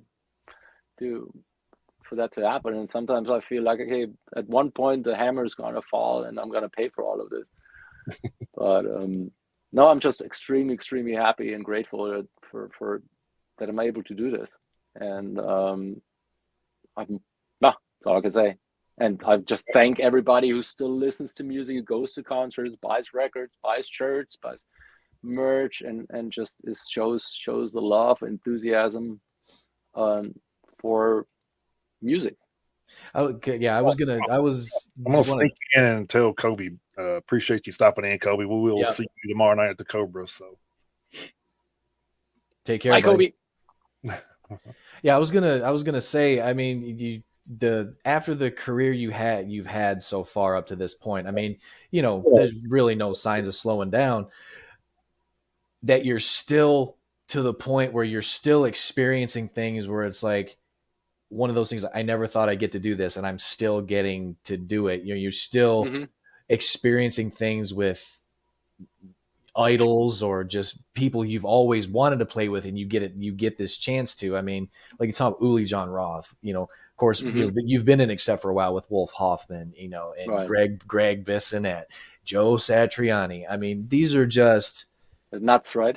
Yeah, I mean, these are just iconic names in this genre of music for anyone who's been around it for any length of time, really. I mean, you hear these names and it's just, you're just rattling them off, and I mean, just envious, really. I mean, from me, I mean, no. I mean, no. You absolutely don't need to apologize, because I mean, hell, with everything you've done, I mean, you've earned everything you've got, man. I mean, you haven't half-assed your way into anything. So I mean, there's no reason to apologize for the career you've had by any stretch. I think that's far from it. I think that's another thing that amazes me is how like busy some of these guys stay, man. It's just so freaking crazy. Like even with we talk about Max Cavalera and people like that they go from one project to another. He's like never still. It's like, and you see Martin doing the things with the solo and then that, and then he's teaching, and it's like, God, they do. How do you find time? Do you sleep somewhere in there? Or? I do sleep, actually. Yeah. But I think boredom is the worst. Is the worst situation for me. I always try to fill my day and productively in one way or another, or like when I have some off time, I try to listen to stuff that's educational. Or it's like I usually watch YouTube videos about something that just interests me, like historical stuff, or I like to work on my motorcycle, and so I try to educate myself on how to fix stuff there, and it's no, but I just feel really, lack of a better word, blessed to be able to do this. And if you feel like if you love what you do, then you never stop working. Right. Exactly. Yeah. That's kind of like when we do this, we don't get paid to do this. We do this because we like doing it. We're heavy metal fans first, and then we do this as part of that. Kind of a branch off, because we'd love for this to go, somewhere at some point, but we're just 2 years in, so it's nothing like. I mean, I never would have thought in 2 years we'd be sitting there talking to Martin Motnik. Right. I was just about to say the same thing. I mean, we on a much smaller scale. I mean, to be able to talk to the people that we've been able to talk to, because I got starstruck at the expo. Talking to the people, talking to everybody we got a chance to talk with. I mean, Martin, you included. I mean, we would see you guys walk up to the table. It's like, I cannot believe that that this guy's about to sit down and talk to us, whether it was you or Jack Gibson, or, I mean, hell, we even convinced Ricky Rackman to come over to our table, which blew my fucking mind that we got Ricky Rackman to come over to our table. I was like, no, I was like, well, I mean, I had to buy tickets to one of his shows to get him to come over, but still. Well, hey, so we all have our price. That's right. and I am cheap. No, I know. And it was a great event, and Chris Sinsak has put this together for the last few years. Yeah. I think he's stepped away from it for a minute now. Yeah, he's still involved. He's just not going to be coordinating all of it. Right. That's how I understood it too. Well, I took a step back, so to speak. But yeah, I was the same way. It's like, look at all these people, and then like Eric Martin walked by my table again too, and we chatted, and then just a couple of weeks ago, I had a recording session that I was invited to play on a song, and the engineer was Anthony Fox. Yeah. Oh, there you go. The Buck Cherry stuff. Yeah. And he's done all the music for the Guitar Hero video games, and he's actually showed me some of the he had some video that he showed me, like a phone clip where he was re-recording or he was there when they re-recorded some of the old Aerosmith songs that they needed as individual tracks for the Guitar Hero songs. Oh, okay. All right. Because it all had to be separated for the game. And all those master tapes apparently got destroyed at some point, so they had to recreate re-recording "Dream On" and "Sweet Emotion" and "Walk This Way." So it was for him like being back there in the 70s when they recorded the first time. So that was extremely inspiring. Probably with a lot less cocaine. Yeah. I would assume. What was funny is I actually went to a show the night after that. We went to a show. I think it was at that. Was it 444? The 404? Yeah. So, and he was actually there. Anthony Fox. Oh, okay. And I said, hey, aren't you Anthony Fox? I was like, I interviewed you yesterday. It's like, so I talked to him for like a second or two. He was busy. That's nice. Stuff, but it was and I didn't even notice that we were there. And then the other day I went back on the Rock and Pod website, and then I saw his picture, and I was like, hey, we're on the same website. Because there was just so many people, I couldn't even keep track on. Yeah, there was a lot. Ron Keel and you mentioned Jack, and it was just a lot of great people. But I also what I wanted to say earlier is like I'm just so thankful for the concept of podcasting and what you guys are doing, because I always say podcast is the new radio. Yeah, and you guys are what get the music out, who introduces new music to people, and so I'm really thankful for what you guys are doing. So and we actually have an internet radio station as well. So, so yeah, we're kind of hitting it from both ends. So. Yeah, right. And that's another thing for the internet. It's like it's so great for that technology to be able to exist and for us to be able to use. Yeah. And that's actually kind of one of the things that's kind of been, I mean, I'm sure we don't have a monopoly on it, but that's kind of one of the things that when we started this, 2.5 years ago, that was kind of one of the things that Jason and I decided we wanted. Of course, we get all the news out there that we possibly can on as many bands as we can, whether it's a band like Accept that's been around for a long time, or whether it's a band like Halo Scars who just had their first ever music video release last week. So we try to cover as much as we can, considering we're two guys who have, regular jobs and daily lives and wives and houses and kids and stuff like that. So, I mean, we do the best we can, but we decided that our main focus was going to try to do like the best we could to get as much new stuff out there as we could and try to help as many up and coming bands as we could, because we're new to what we're doing ourselves, and we want to kind of hand in hand help bands come along as we're coming along. So it's kind of a symbiotic kind of thing for us, doing with their bands. So that was kind of what we decided we wanted our main focus to be, but like when Too Mean to Die came out, it ended up being on both of our top tens that year. Nice. So, I mean, it was a phenomenal album, and it still is, and it's going to be that album is gonna hold up for a while. I guarantee it. At least it will for me. So, which I have an issue with Facebook because they don't have The Undertaker on there as a song to add to the music, to the story. You don't? No, I was like, where's The Undertaker? What the hell? Wasn't that like the lead single off the album? What it was the first single, the lead single. Yeah. Which when I heard that, I said, man, if the WWE doesn't have Undertaker do one more shot with this song, and of course, yeah, they whiffed on that one. Yeah, they did. Yeah, it was actually perfect. They absolutely whiffed on that one. Oh well. Now, how often? Their loss. It is their loss. It absolutely is. Right, yeah. Now, how often? I mean, are you out and about in Nashville playing, Martin? Actually, right now I'm out there a lot. So, I mean, I don't know how your listeners or viewers are familiar with. There's in downtown Nashville is this stretch. It's called Broadway.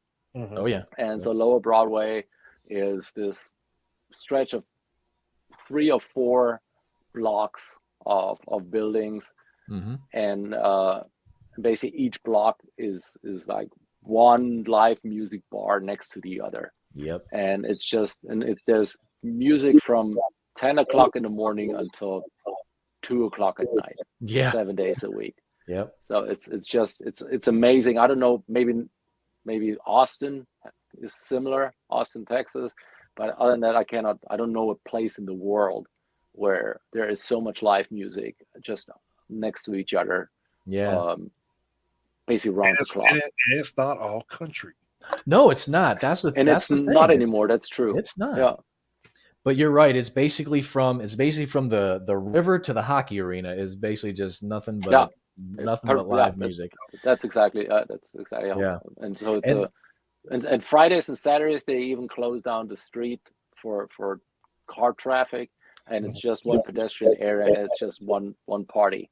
Which was very smart of them to do, because I mean traffic was bad enough down there, and then when you add in just the thousands upon thousands of pedestrians that are walking along, for them to close that stretch, I think they shut it down at like, it might be like 9 or 10 o'clock before the foot traffic gets really, really heavy.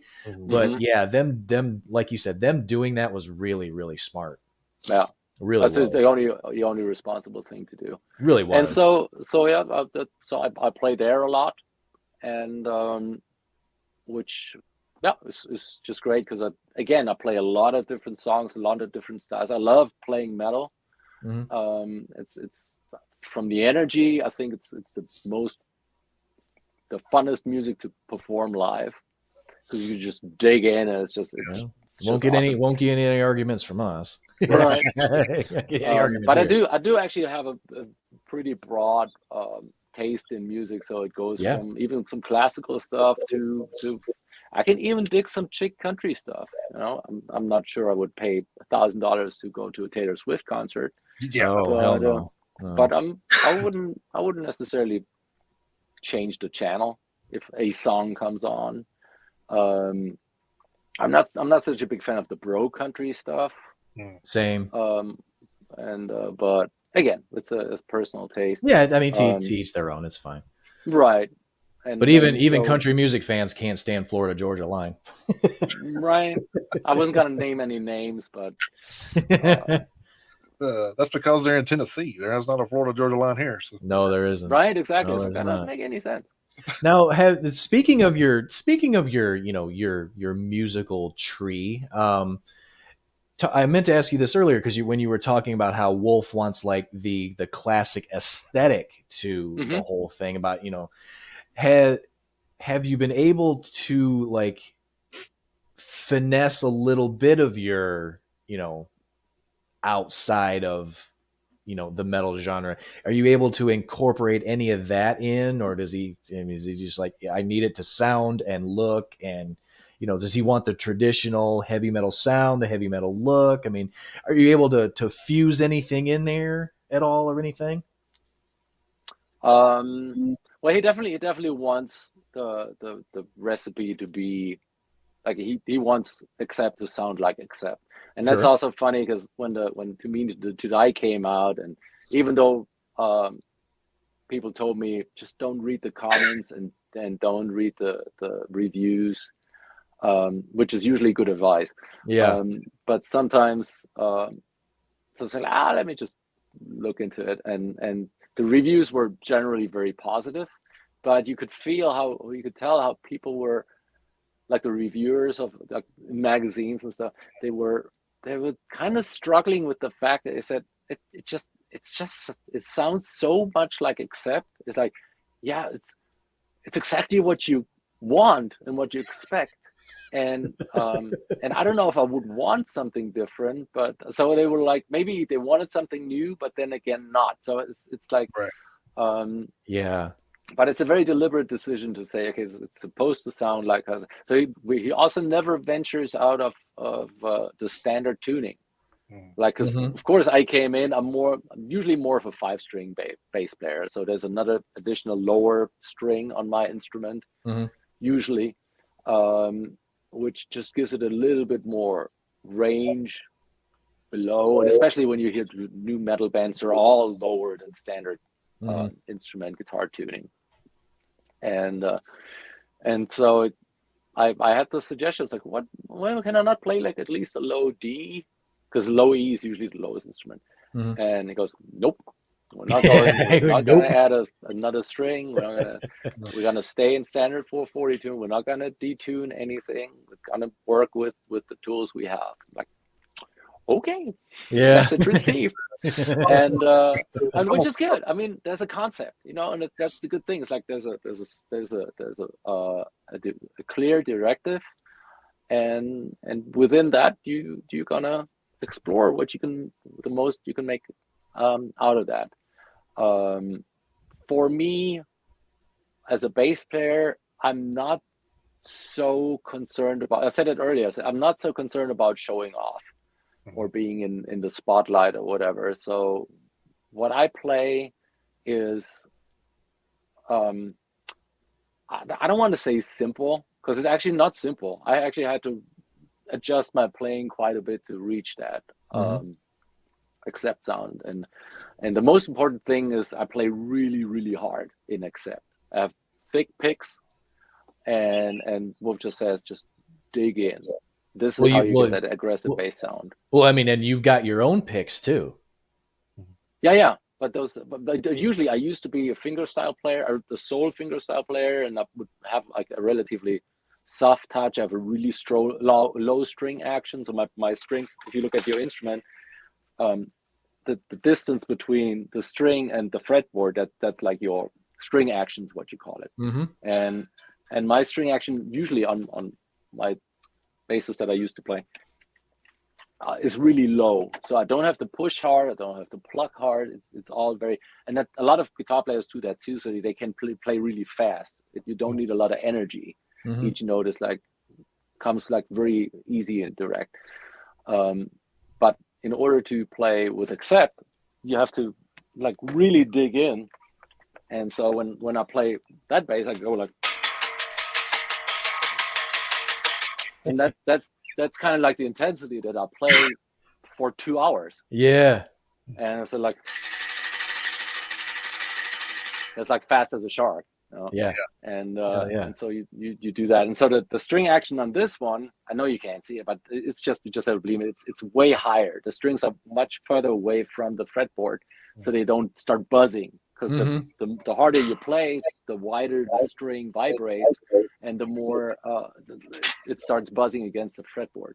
Right. And so I get my satisfaction, again, more out of how the band sounds in general. And then I also have my personal like sport to try to be as tight with the drummer as possible. Right. And the good thing is that we just have a total monster on drums with Christopher Williams, who is just, he must have swallowed a clock when he was a baby. His timing is just impeccable. I mean, the thing is, like, when we record the tracks, you can see like the waveforms on the computer, and there's a grid underneath it that shows you the tempo. And if you look at like standard drummers, not standard, but like usually they deviate. Like, here's the grid, and then the one peak is like here, the other peak is then here, and it's like when you go through the timeline. And his is just spot on. Every beat is just spot on the grid, and just so precise. And it's just so much fun to lock in with somebody like that, because you just know he's precise, he's very predictable. There we have it again. Because the thing is, you get a really high quality at the end. Right. And do you think someone like that with that drumming makes you a better player? As far absolutely, yeah. The better the people in your band are, the better of a player you become, because you try to reach that standard. That's why it's always the worst to be the best player in the band. It's like it's like being the smartest guy in the room. If you're the smartest guy in the room, you're in the wrong room. So how much different was it to play for, like, say, Darkseed and then now Accept? Oh, Darkseed was great too. They were like, actually, I brought a drummer in that I had played with previously in like a cover band in Munich, Maurizio Guolo, and he's now with Haggard, and he's kind of similar quality playing, total machine. The reason why that band just didn't make it as big is because then music was just more of a niche. Like goth metal is just has a very specific audience. Right. But he could have played in, still can play in any band. As soon as you start reaching a certain level, I think the musicians should be of a really good quality. But yeah, when you say it's like, I'm probably never gonna play like a Billy Sheehan unison solo with Wolf on an Accept stage. But then it's also not the music for it. On the other side, he played a solo on my album, which was awesome, and also something he didn't have to do. Yeah. And just the fact that he agreed to do that was shows again what a cool guy he is. And he just, it's not like I hate this, I don't like technical playing or whatever. I mean, he's a guitar hero himself, so of course he loves it. But if you want to hear a solo, you want to hear a guitar solo, right? I don't think you need to hear a bass solo at it, except that, and that's totally cool. Yeah, I think it's like when I think about it, I guess I think the first person that comes to mind as far as bass players would be like Rob Trujillo, going from like Suicidal Tendencies to Metallica. I'm sure that's a big freaking difference going from band to Metallica. But yeah, again, he's a monster player too. Yeah, he is. I always find it amazing how people could just like go from this band to this band. They're like two totally different sounding bands. I'm just like, man, how do you do that? But it's like it really amazes me. So. Right. It's usually when you start playing, you listen to a lot of different styles of music, and because the more you play, the more influences you get from different genres.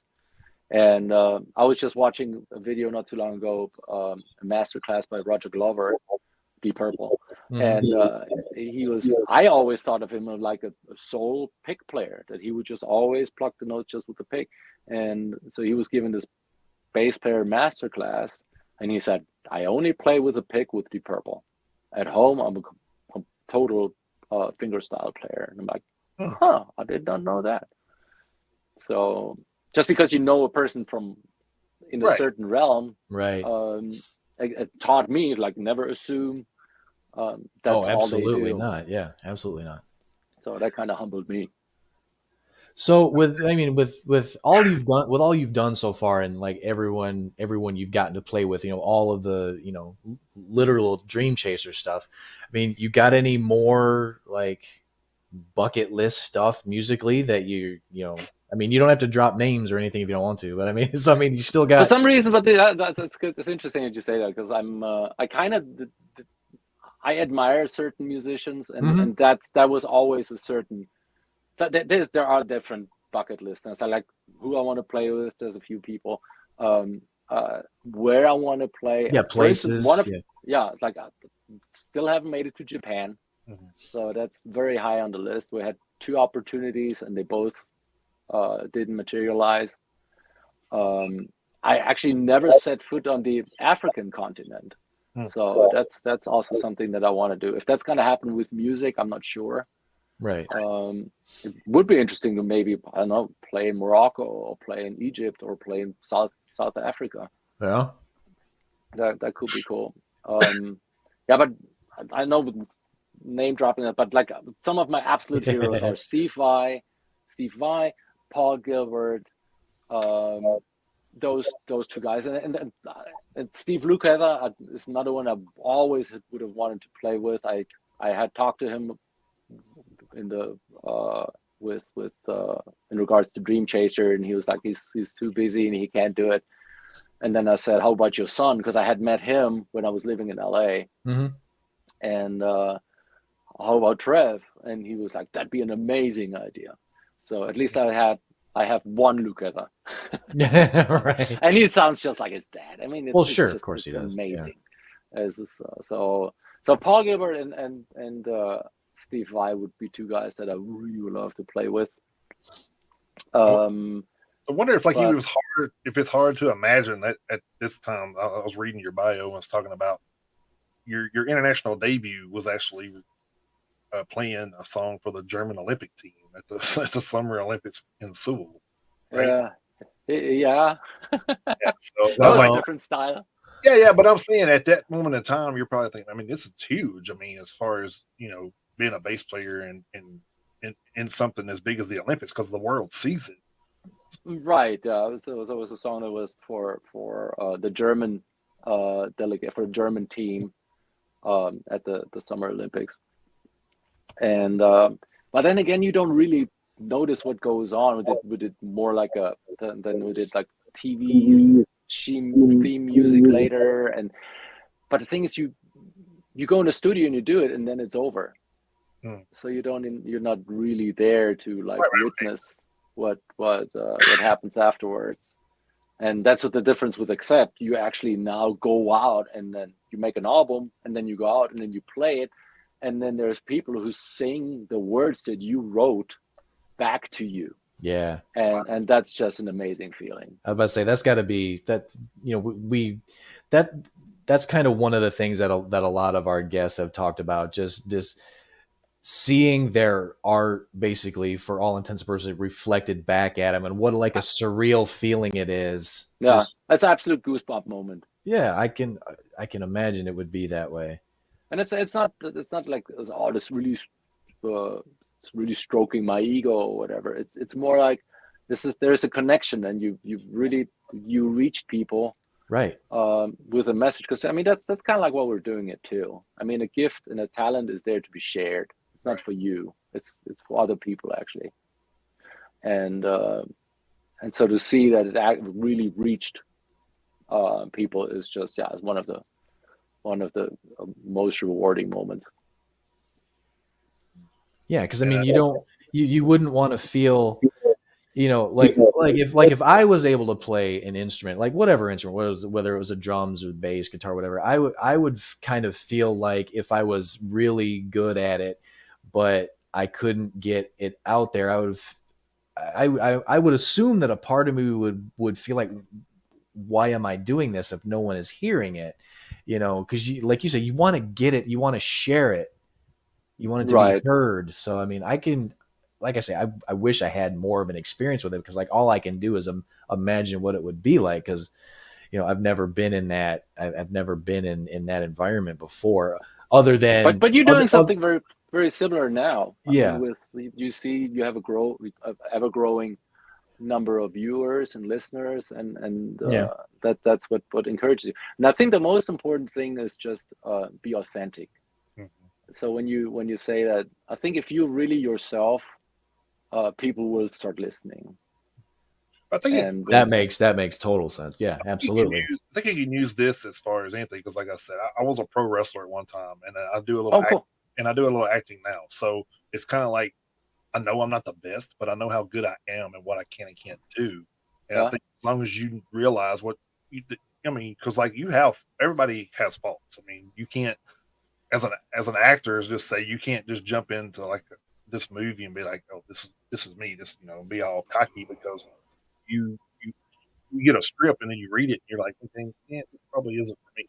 So then you say, you know what, this probably isn't for me. And I think that's the thing, is like, even playing it, you have to like choose, like, because in a band, sometimes you probably turn down gigs, but like, you know what, this sounds just not for me. So depends how much I'm hurting for money. You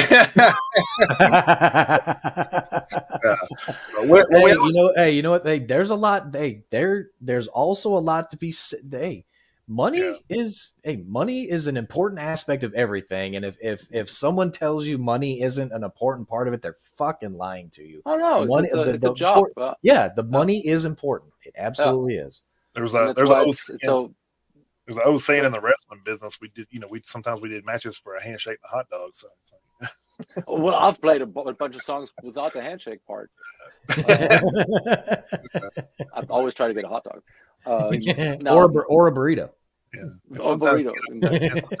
Usually it's beer. Usually the standard currency is beer. Right. So I played enough gigs for beer. And sometimes you get a Pepsi and then you send it to Mike Muir's Facebook. Somebody give Mike Muir a Pepsi. Jesus. That poor guy. God. 40 years later, I still don't know if he ever got that damn Pepsi. I have no idea. They did a commercial, didn't they? Didn't they do a Pepsi commercial? I think so, yeah. I think they did, actually. Cool. So, but yeah, Martin's very diverse with, I think, because like you said, you did the Olympic anthem thing, and then you've done a few like comps for some TV shows and trailers and stuff. So, and then of course in the metal band. So it's kind of shows your diversity there, being able to do all that. I'm trying. How often are you able to hold your clinics? Not enough. I would actually love to do it more.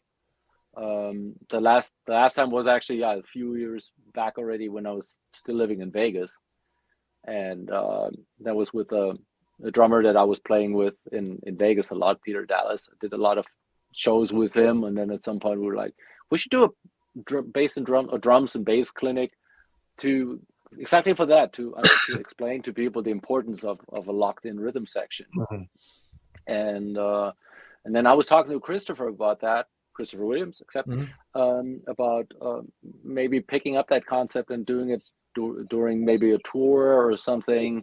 And we had started to talk about it, but then also because I'm still relatively new in the band. I mean, by now it's already going on 5 years, but as I said, COVID and everything. So I'm still in the middle of learning how the logistics actually are when the band is on the road.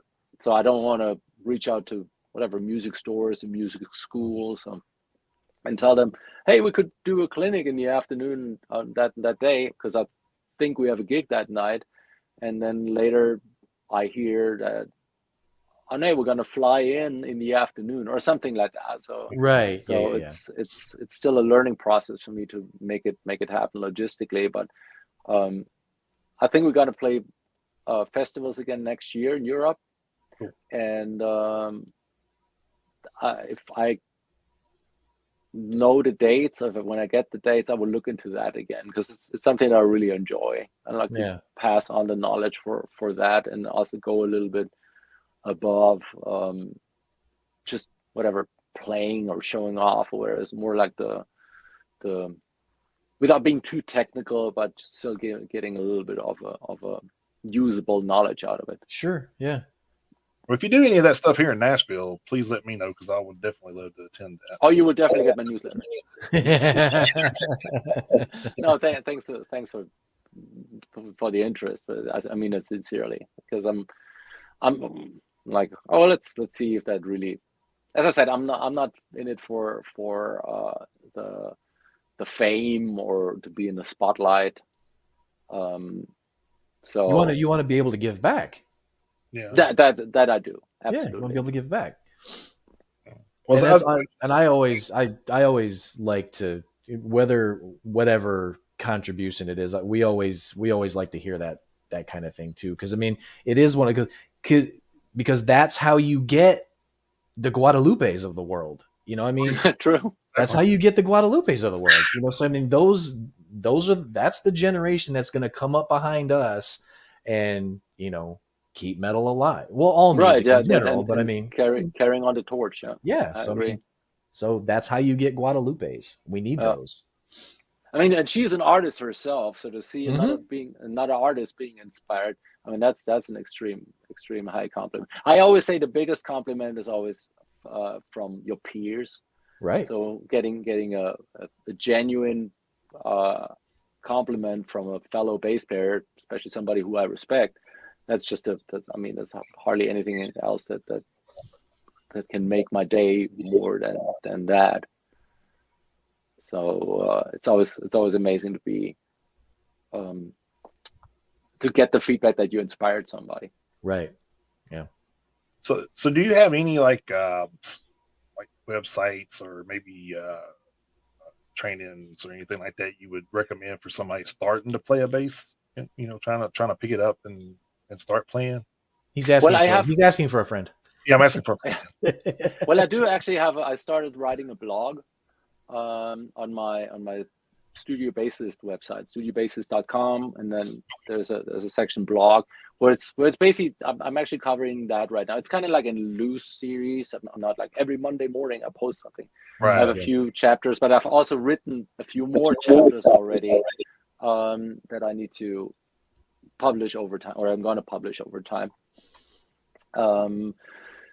But then there's also another, what's his name? I need to look here real quick if I find his name real quick. His name is Dan. Where are you? He's a British guy, and he has a really Dan - online bass courses. This is his website. Dan Hawkins is his name. Yeah. Dan Hawkins online bass course, and he's got a really cool newsletter that he sends out, I think every week. Is really persistent there and consistent, and he has a lot of free material where he explains some of the basics and also some of the advanced stuff that comes through. So he's really more on the educational side of bass playing. Okay, great bass player too, very accomplished also in different artists. I'm not much of a. I didn't really focus on the teaching side. I'm definitely more of a performer. Mm-hmm. And so that's why I appreciate when somebody puts in the energy, and he really gives back, and he really shares his knowledge in a structured way. I always feel like it would be harder too if you're a right-handed bass trying to teach somebody left-handed. So. Well, the good thing is when you sit across from each other, then you can just mirror it. Exactly. Yeah, that's the only. That's true. I was actually thinking about that the other day. I said maybe I should just find a left-handed bassist and just follow along. But I'm not trying to be a band or anything. I just after 30 years, I haven't picked up one, and I was like, I just wonder if I could still, do it. So I just kind of went out and bought it, and the only song I can still play is Crazy Train. The rest, everything else, I learned when I was 15, gone, man. It'll probably come back. Yeah, I was there going, I don't remember that. So, I was doing like I was trying to do a little In Gata La Vida, Oh, I wouldn't know how to play that right now. I would have to look that up. I was like, I don't remember that one. So, but yeah, I was just like, I'm just playing around. I'm not trying to get in a band or anything. I just like, I just like playing. Awesome. It's just relaxing to me, So. Right. No, it's absolute. It's total therapy. I mean, drink a beer, go in a garage for an hour, and boom, away. That's awesome. So, are you a lefty? No, I'm a right-handed. Oh, yes. Okay. Yeah. Got it. I was just talking about Davey Reamer earlier today with a friend of mine because he's the bass player for Uriah Heep. Yeah. And we played a few shows with them last year, and that's how Dave and I met. And he's a great guy. And he's actually right now in a project with Christopher, our drummer from Accept. So cool. Richie Faulkner. I think it's Richie's project. Yeah, it's Elegant Weapons. Yeah, that's right. So, and they just had an album or EP or something out this year. So. It was a whole album. Yeah, it's a great album, and they're touring. They're playing festivals in Europe, and so Davey is the bass player in that band. And so when Christopher got that gig, I was like, why didn't you recommend me? And then, but the thing is, I was talking to Davey because I was more like a rhetorical question, or being what's the word I'm looking for? Facetious. Yeah. Because Davey and I talked, and he told me that him and Richie Faulkner played cover bands and club gigs in England decades ago. So I mean, those two guys go way back. Nice. And that's just what you do. You stick with your friends, and it's awesome, So, but it's great music, and I love listening to the album. Yeah. But so Davey's a lefty, so he'd be somebody who could sit in front of you, and you can. But he lives in Paris, so you would have to. It'd be a far. It'd be a hell of a drive, yeah. Yeah. Speaking of the European festivals, have you seen the news about what was going on over at Wacken, where it got so muddy with all the rain that I don't know if I have friends who played there, so they were trying to tow vehicles one by one with a tractor, trying to get them into the parking lot. Oh, no. And then ultimately they finally I think they turned away like more than 30,000 people, because there's supposed to be like 85,000 people show up. And once they got to 50, they were like, we can't logistically get any more people in here because it's nothing but mud. They couldn't do anything with it. Mud field. Yeah. So they couldn't do anything with it. And then earlier tonight, before we came on the air, I was just goofing around looking at stuff, and I can't remember the name of the festival, so you have to forgive me there, but I think it was in Poland, where the entire last day of the festival got rained out. Okay. Yeah. So I thought that kind of sucked, but I mean, that's super tragic. Yeah. I always kind of wonder why these places don't at least have their parking lots concreted. I mean, the inside of the festival's muddy is fine, I guess, but the fans are going to have a blast with that anyway. So. Oh God, yeah. But but the festival is it's literally somewhere in the boonies. Yeah, in the middle of nowhere. And so there's. I mean, to park 90,000 cars and let it be 50,000. I mean, you basically need to pour concrete of like the size of a small city somewhere. Yeah, but we know Wacken's got that kind of money. As long as they've been doing it. So. Yeah, 34 years. 34 years. Yeah, they got right. What, and the funny thing is, I was actually the story I was reading about it, because it actually had a picture of the tractor they were trying to use to tow these cars. It looked like the tractor that they used at the fucking first Wacken 34 years ago. I was like, oh my God, it was rusty. Like, Jesus Christ, this tractor they're trying to use. I felt so bad. But what I didn't realize is they said that the very first Wacken 34 years ago, there was only 800 people in attendance. Wow. It's possible, wow. Yeah, I was like, that's actually a lot. Yeah, for a festival in the middle of nowhere. Yes, especially with my first, like my beginnings, my first couple of original bands, we played some of these festivals, and that was like that. That's how it was, like 500, 800 people, sometimes even less, 200. Because there's people that do it like you guys do the podcast just out of love for music, and they just, it's like, we want to have we want to see that band play. How can we get to see them? Mm-hmm. Well, let's put a festival on. Yeah. And then over time, some of them go down, and some of them grow like crazy. And Wacken is just apparently did everything right. I met the two guys who started it last year at our concert in Hamburg. Yeah. And that they're just doing it for the love of music, but they were apparently good business people too. Yeah. Well, I'm sure they probably got to the point where they learned a few things, but they probably also learned to put some smart people around them too, because that helps too. I'm sure. Yeah. Now let me ask you this, because there are so many German bands, and we have a segment on the show when we do like a normal format where we talk about concert announcements. In the German language, is it a W pronounced like a W, or is it more like a V? Because I want to make sure that is it Wacken or is it Wacken, or how do you in German you say like a V. That's why Germans have such a problem with the V and the W's, and my friend always makes fun of me. Oh, you sound like a German when you say it. Like for instance, when you say vine, but then you say like wine, and then it's like, oh, you're whining, and gotcha. Okay, it's like, you go ahead and learn a second language, right? But so the V, the W is pronounced like a V. We don't have something that makes like a word sound. Like okay. All right. Well, that's that. I kind of had that feeling, but I wanted to pick, so we would your say brain on that. So. All right, so I'm gonna make sure I do that from now on. I want to make sure I want to make sure I'm doing it right. I try to do the best I can, because I mean they're probably used to us fucking everything else. They probably are. I always like when I hear German with an American accent.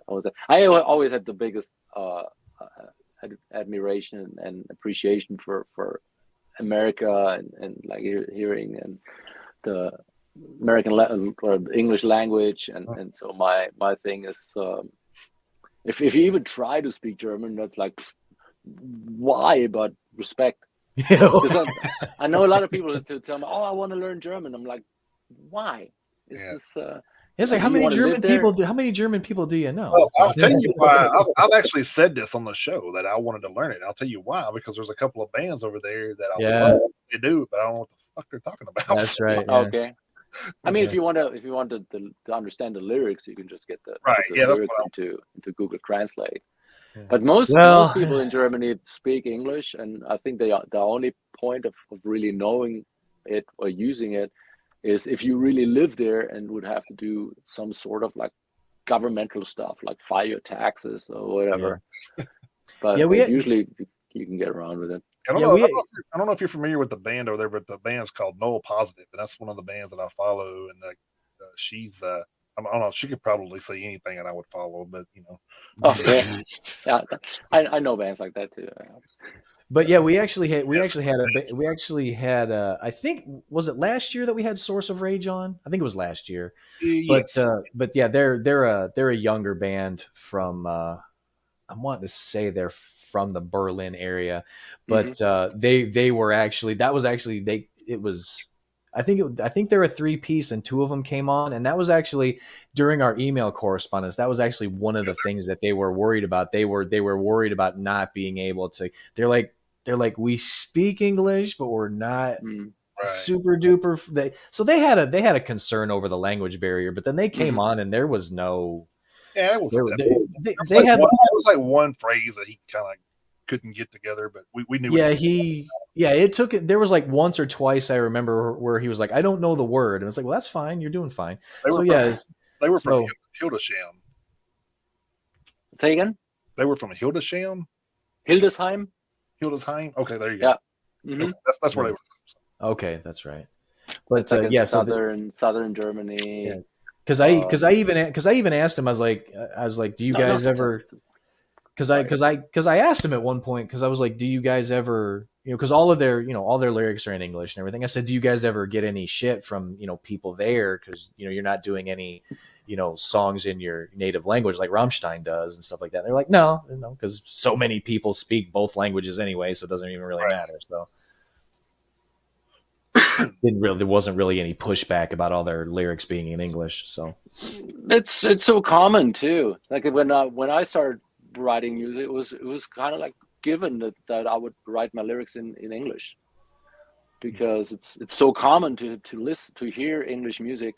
And for the longest time, I also did not even understand what the songs were about that I was listening to, because I didn't listen to the lyrics. Like, and for some songs, I actually have to be honest, I'm kind of glad now that I didn't understand what it was about, because some of the lyrics are right. like, well, that's cheesy or simple, or really that's, oh man, it sounded much better when I didn't understand what he was saying. Right. Yeah.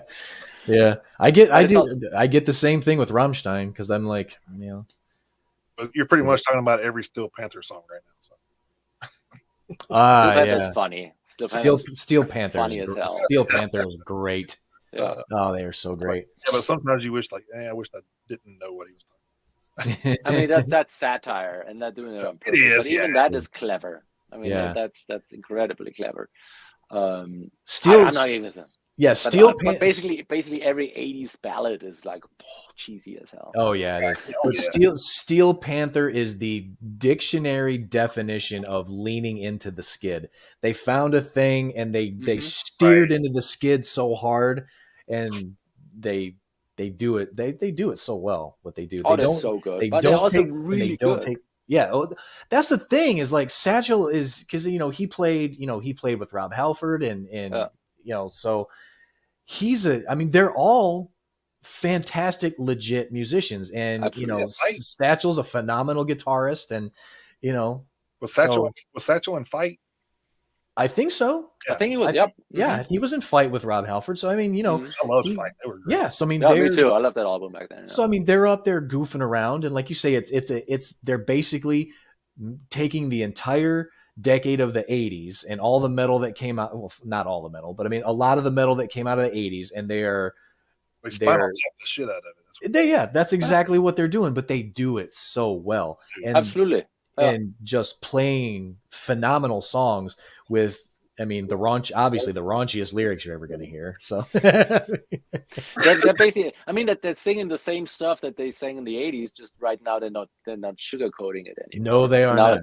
Now they're just basically expressing what was the subtle message behind. They're taking all the innuendo out of it. Exactly. Well, and that's one example of how different it is. Like when I grew up, Winger 17 meant something totally different than what I think it does now. So. Yeah, you couldn't do that anymore. Like maybe I should have made that song. And now actually they're singing "She's Only 43." That's awesome. I didn't know that. Oh God, that's actually or Kip Winger said that in an interview or something like that. So. That is. Because he's 60. Is that why? Because he's 60. I don't know. I don't know how old he is. Yeah. Oh man, that's crazy. That is great though. Oh man, that's great. So another thing that we like to do on here, Martin, is man, this is gonna be good. Yeah, I know you've been in so much, so you got to have some like wild story or something that kind of stuck with you over these years, whether it be with Accept or Dark Seed or whatever. So we always like to hear some good road stories. Wow. But whether it be funny in what direction do you want it to go? Whatever you want to share with it. We've heard a lot of crazy shit on here. So. With Accept, it's actually pretty tame. So I don't really have like too many like crazy stories, or maybe I just can't remember any right now. I remember one time I was on tour with Uli John Roth, and we were it was like a small West Coast tour. And we were just driving in a few separate vehicles, and one evening we would arrive in somewhere in Central California, and somebody left a container of rice milk in the car, and then the next morning we were gonna take off, but it was like already 9 o'clock, and the sun was already beating on it. So that container of rice milk exploded in the car. Oh, and it smelled like an army had taken off their shoes after 3 days of walking and stored it in that car. It smelled just horrible. And luckily it was not the car I was driving in, but it was a personal car of one of the guys' wives, actually, not even his, but so she was happy. So I know that's not a crazy story, but it was like one that that's pretty wild. Stuck with me. What kind of you know about what year that was? It was like early 2010s. Oh, okay. So at least they did have shampooers you could have stopped in. Oh yeah. but I mean, it was. I think he had to throw out the carpet because that was just unsalvageable. Mm-hmm. Yeah, I bet. What else? One time I was playing in Berlin with Eisbrecher, which is kind of like a new German industrial. So if you're into Rammstein, you would like Eisbrecher probably. Okay.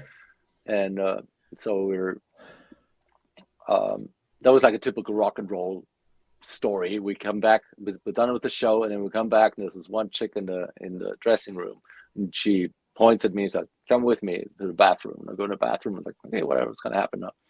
And so there was a line of cocaine on the sink, just prepared, and I was like, so that's gonna make me look really tame. But I'm like, to be honest, I've never done it.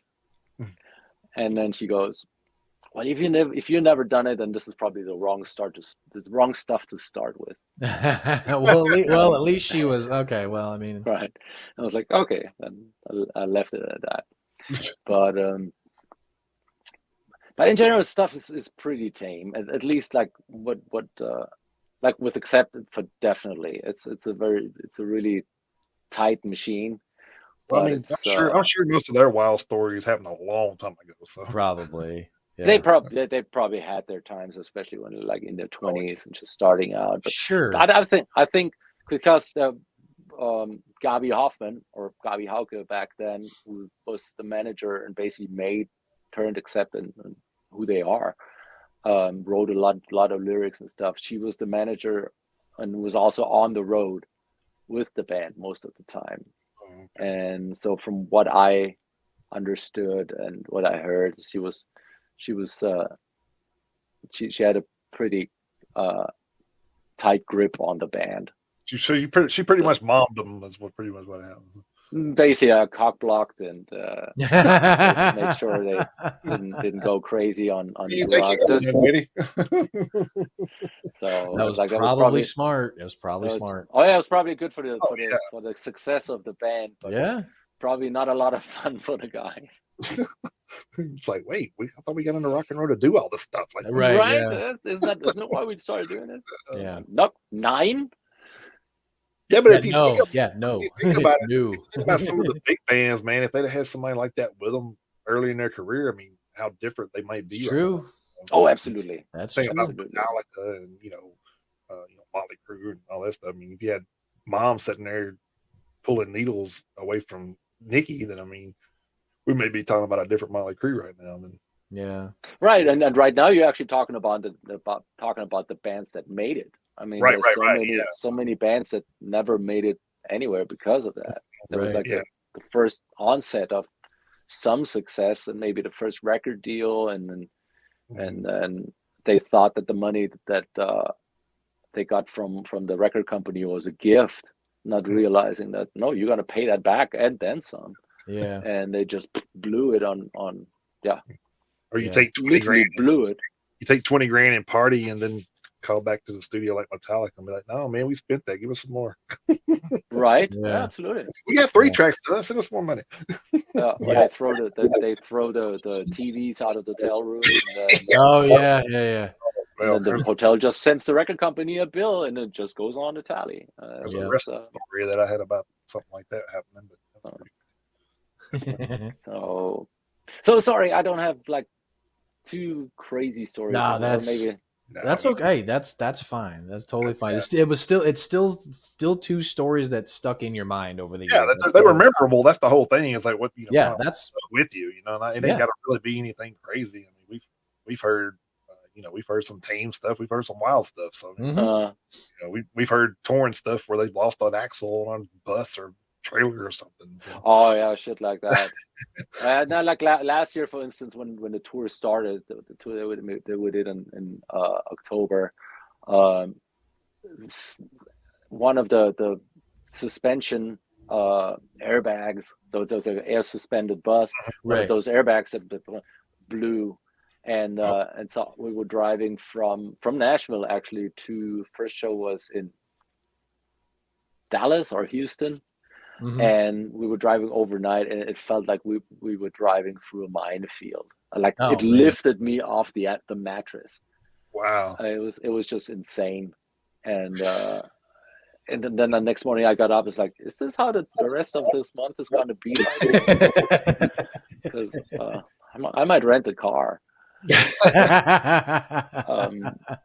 So it's actually those little moments on the road that happen.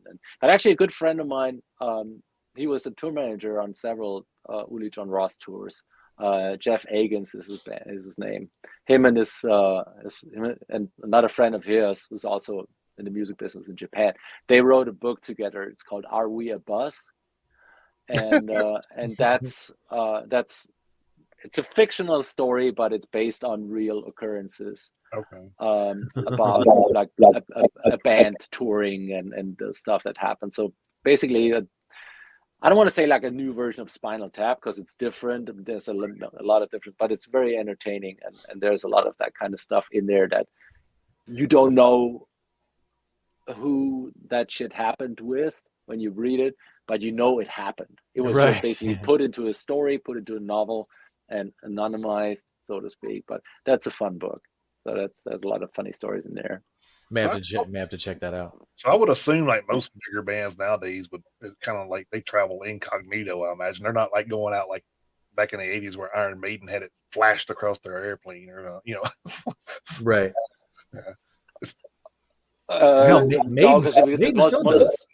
Most of the stuff we do is rented, and I mean they do it also for promotional purpose. So it depends on. Like one time we were last year we were transported from one Finland a festival in Finland to another city, and it was sort of like it was not a city bus, it was a traveling bus, but it had one of those destination displays in the front, and so the driver put accept on it, and so when we pulled into the city, they all knew, okay, we're coming. So so that was kind of funny because you think you can sneak out of the bus into your hotel, but then you pull up and everybody's like, oh my god, there they are. So which is I like that. I mean, I like. I mean, they're the reason why I'm able to do this. Fans and they come. That's true. And I never understood musicians who are like snarky or dismissive of fans and the names I don't want to mention right now, but I'm like, you know what? They are paying your salary, right? So be a bit appreciative. Yeah, especially nowadays with streaming. Not many people buy CDs and albums and stuff anymore. Especially go to concerts and stuff. They just So you're almost dependent on them to buy shirts and patches and stuff like that at the shows. Yep. So, I mean, it's absolutely. So that's why everything helps, and everything helps us get going. So you're damn sure not going to get rich off Spotify. So. Hell no. No, absolutely not. No. Only if you own Spotify. That's about it. Well, yeah. And who co-owns Spotify? The record companies again. Right. And that's why that's why they're not fighting for you, because like the more money the musicians get, the less they goes into the part. It's always tilted. It's always. Well, yeah, that's true. I mean, that's why a lot of bands are going out and doing their own thing now, especially absolutely. Especially bands that have been around 20 years. Like, well, I know how to do this and this. Why the hell I need them? Right, and if you have enough of a following, but people nobody can get it, and so it's getting your name out first. But that's what the internet's good for as well, because with YouTube and Facebook, and that's why I'm like, because Jason and I were messaging earlier about like tonight, and I said, yeah, friends of mine are so lucky they're not on social media. Yeah, because I'm like, I wish I didn't have to be on there with like so much hate and vitriol and infighting that happens. But it's also, when you use it right, it's very useful. Yeah, absolutely. Well, I mean, somebody actually posted something earlier, said screenshot your Instagram right now, and just to kind of show out what kind of stuff that you follow or whatever. And I was like, okay, well then I screenshot it, I screenshot it, I sent it off, and it's got like Machine Head, and you were on the, and it's like all metal bands. So I'm just like, okay, that's what I do, man. Like, that's right. I'm not I don't do a lot of personal stuff on any of it. Right. I mean, I do. Yeah, some of the social media platforms that I do have are literally not even for me in name; they're just for the show. Right. So some of the stuff I don't even have my name attached to it directly. It's just my face is on there and shit like that. But it's Metalheads Unite with Chris and Jason. So I mean, it's not right, because you are the faces of the show, so it makes total sense. Yeah, but I mean, same for me. I have a couple of my personal, with my name on it, and then I have one for my recording website. Mm-hmm. But yeah, even there, I don't really post anything like personal. Yeah, same. So it's just one of those necessary evils in this day and age, kind of, but that's what I would say too. If it wasn't for that, I probably wouldn't have that much either. Right. It's a tool, and like with every tool, it's how you use it. It's got to be used right. Absolutely. When I first took it on, it was mainly for wrestling bookings, because that's how we communicated to get on the wrestling shows, and it just kind of kept everything and just moved it over into the music thing. So right. It just all worked out. Yep. Well, man, we're about 2.5 hours into this thing. Yeah, we are. By quick. Of course, I was probably absent the first hour. So a lot of fun to talk to you guys. And but I did figure out what's wrong. So hopefully we can get that. I talked to somebody. That works great now. Picture is great. I talked to somebody on the other end. They kind of told me that it doesn't work very well with the browser I'm using. So, okay. I was like, well, what do I need to do? Can I end it? Can I change it without ending the broadcast? He says, no. In your broadcast tonight, and then from now on, just use this one. I'm like, okay. So, okay. I have no idea why. Like, for the last hour, I've been perfect. So, oh, you're perfect. Yeah. Well, I'm just using my phone. Yeah. So and I just got my 20% battery warning. Oh, okay. Yeah. I'm hardwired into a 5G router, so it's like I should have no problem doing anything. That's true. Yeah, it can be frustrating. And I use the same thing for work, and at work I've been using like 30 different Windows and 3 Microsoft Excel sheets, and so I've got all this pulled up and have no issues whatsoever during work. But of course, StreamYard, I can't go live. So so weird. Go figure. Makes sense. It is. It's so weird. Well, Martin, man, we appreciate you taking your time out and thanks for having me.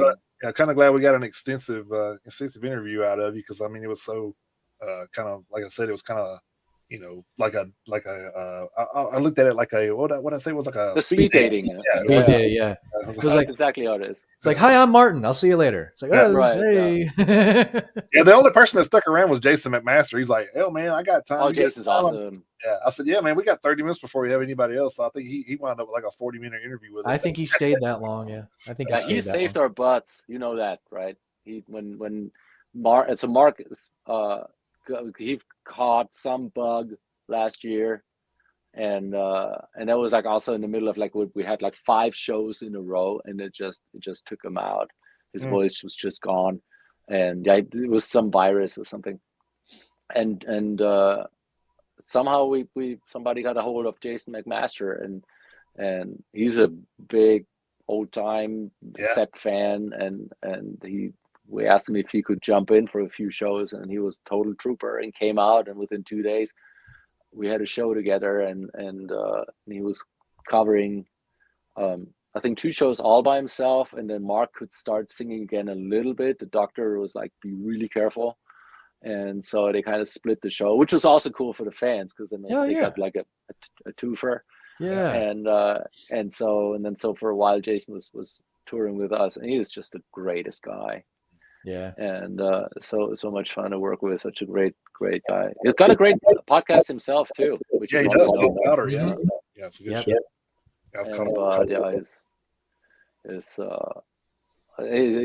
He's a riot. Great guy. Yeah, he was really cool, man. He like gave us some pointers on our podcast and stuff. And that's cool. Yeah, we were on a different platform.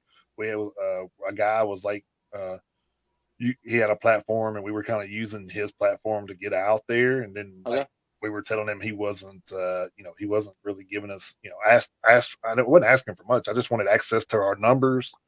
Because he was telling us we had these millions and millions of listeners and stuff like that. So I want to see it. I mean, I don't want to go out. I don't want to call you tomorrow and say, "Hey, man, we got 3 million listens," and it not be true. You know what I mean? It makes us look bad. Yeah. Long story short, come to find out that it wasn't true. Right. It wasn't. We weren't getting that, but it's it's like I said, it was a learning process, and we right. And so we're kind of like this year. I guess it was since when did we leave there? February or March? It was early. It was early. It was definitely before the expo, I think. Yeah. Or no, maybe it was the expo, the last show that we did. It was. The expo was the end.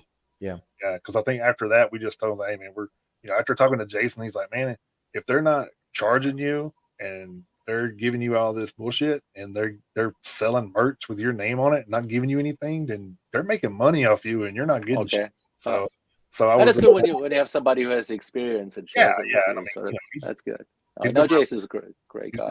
He's been around a long time, so he kind of knows all that stuff. So it's pretty cool to hear somebody say, Now that's the kind of guy he is all about just sharing and helping each other out. It's kind of like that thing where you suspect something, but you don't know until somebody's like, "Yeah, man, this is what's happening." Man, Yeah. It's kind of like well, I suspected my wife was cheating. Oh yeah, I seen her out with a dude the other night. Mother, Okay. Well, that escalated quickly. Right. It really did. But yeah, so it's kind of like it was good to hear it from somebody outside. Right. Confirming your gut feeling, so to speak. Yeah, exactly. Exactly. And I do a lot more work now on this thing than I want to because they're not doing it. But I've got more control over it. Yeah, it's all ours now. Yeah, I see all the numbers on everything. So they're not millions. I'll tell you that. But it's still like I said, it's a work in progress. So right. So, if I'd have had millions 2 years in, honestly, I would be shitting a brick anyway. Because that's 2 years in, and we getting millions. Like that's crazy. Mm-hmm. I think right now the biggest obstacle is getting on the Apple podcast. I'm trying to work on that. It's been a mess. Okay. Trying to get on that too, but we're pretty much on everything else but that. So yeah, got it. Okay. So, cool. Well, just keep doing what you're doing. I think you guys are doing great. And my friend always says the only way to fail is to quit. Yeah, exactly. That's true. Yeah. That's true. That's very true. But yeah, man, we appreciate it, Martin. Really, really. Thank you so much. Thanks for having me. Talk to you. It's pretty cool. Yeah, we'll hope to do it again in the not too distant future. Sounds good. And since we're apparently actually close, let me know when you go somewhere to a show or something, and let's hang out. Oh man, that would be an absolute blast. And then like 6 months from now, when you forget about the show, I'm like, remember when you said on the show you're gonna give me free bass lessons? Like, yeah, you said that. I would never do that. We can talk about that. well, and speaking of bass lessons for anybody out there, go to Martin's website, studiobassist.com, and if you want to buy any Martin Motnik merchandise, try saying that shit 3 times fast. Go to martinmotnik.com, pick up some merchandise. Green chase. Get your own personalized shirt. There you go. Yeah. Hell yeah. Okay. So if Lisa is listening, I got your shirt almost ready. There you go, Lisa. That's a cool looking shirt. I like the. That is neat. Hair effect on that's pretty cool. Yeah, it's shiny. It is. I like shiny stuff. You press that yourself? I do. I got a. That's another hobby that I picked up during COVID. I got a die cutter machine, and then I cut it out and. You're not just buying like a Martin Motnik T-shirt. You're buying a made by Martin Motnik T-shirt. My blood, sweat, and tears is in there. Hell yeah! I'll wash it first. I was gonna say probably literally all three. So don't it'll be on eBay. That's true. Yeah. Only on my website. Yeah, he bled on this, man. He stuck his finger with a needle and it got on this shirt. Look, eBay $500. Damn straight. And Martin, it's been a pleasure, dude. Likewise. Absolutely. Thank you so much. Awesome, man. I appreciate sharing everything with us, man. It's been great. Awesome. Thank you. Take care of yourself, buddy. We'll talk soon. Yeah, we'll follow up with you, man. Let's do it. Yeah, man. You have a good one. Thank you, sir. Cheers. Cheers.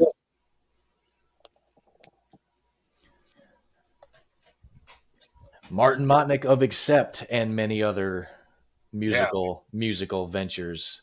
Yeah, it's cool. Yeah.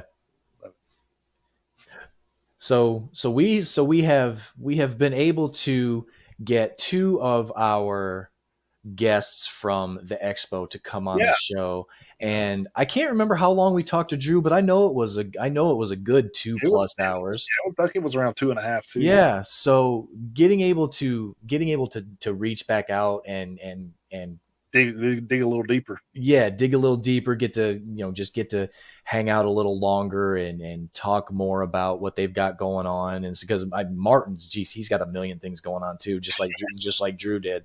So I mean, these guys are always going, but I mean, to get to where they've gotten, I mean, that's what got him there. And like he said, boredom, he doesn't want to be bored. So I mean, it doesn't surprise me at all. He probably turned off his phone and plugged it back. I guarantee you, he probably turned off his phone, plugged it back in for one, and then probably just turned around and just started working on those shirts that were behind us. I mean, it's just one of those things. So, I mean, without anything, without the people that listen, we don't have anything. Even us, I mean, right. We don't have a cult following, but we have a pretty good bit of people that listen almost on a weekly basis. And hopefully, guys, we don't. Yeah, and the cool thing is like Martin, earlier in the evening he plugged his appearance on the show on his Facebook, and hopefully we gained at least one new fan tonight. I know Claudia in the chat, she already subscribed to the YouTube channel, so we greatly appreciate that. So yeah, Claudia, we appreciate that. So I mean, just getting to talk to Martin again tonight already paid dividends for us. I mean, we get one new subscriber or one new fan or whatever. I mean, it's slow, but it's slow and steady, but hey, every little bit helps. We appreciate every subscriber. We appreciate every listener, every viewer, whatever. So, we're building a fan base of our own. Yeah. And like with the interviews with Drew and Martin, that's kind of out of our ordinary stuff. So it's still, but it's great to be able to dig into some people that have the knowledge and been around a while too. So, yeah. So it gives a little different aspect for people that are listening. So yeah. So we're not always talking to the people that have 2 or 3 albums. So right.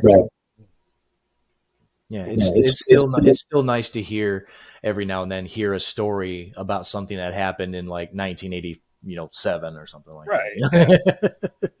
When a lot of the bands we listened to, they weren't even born yet in 1987. So I mean, it is still nice to reminisce a little bit. But and again, we preach. We talk about, like, when we're doing the album reviews and stuff, like, just the diversity in the sound. We have a diversity in the guests we have come on. So I mean, it helps us. It's interesting for the people who do check out the show. So yeah, it's all good. And we're still not going to steer from what we do. I mean, no, absolutely not. Because we're just, we're not going to think we're hot shit because we got a bassist from Accept on here. That's not how it works. No, that's not how it works. We're still going to try to push the bands that we we think people need to know about. Mm-hmm. So. Absolutely.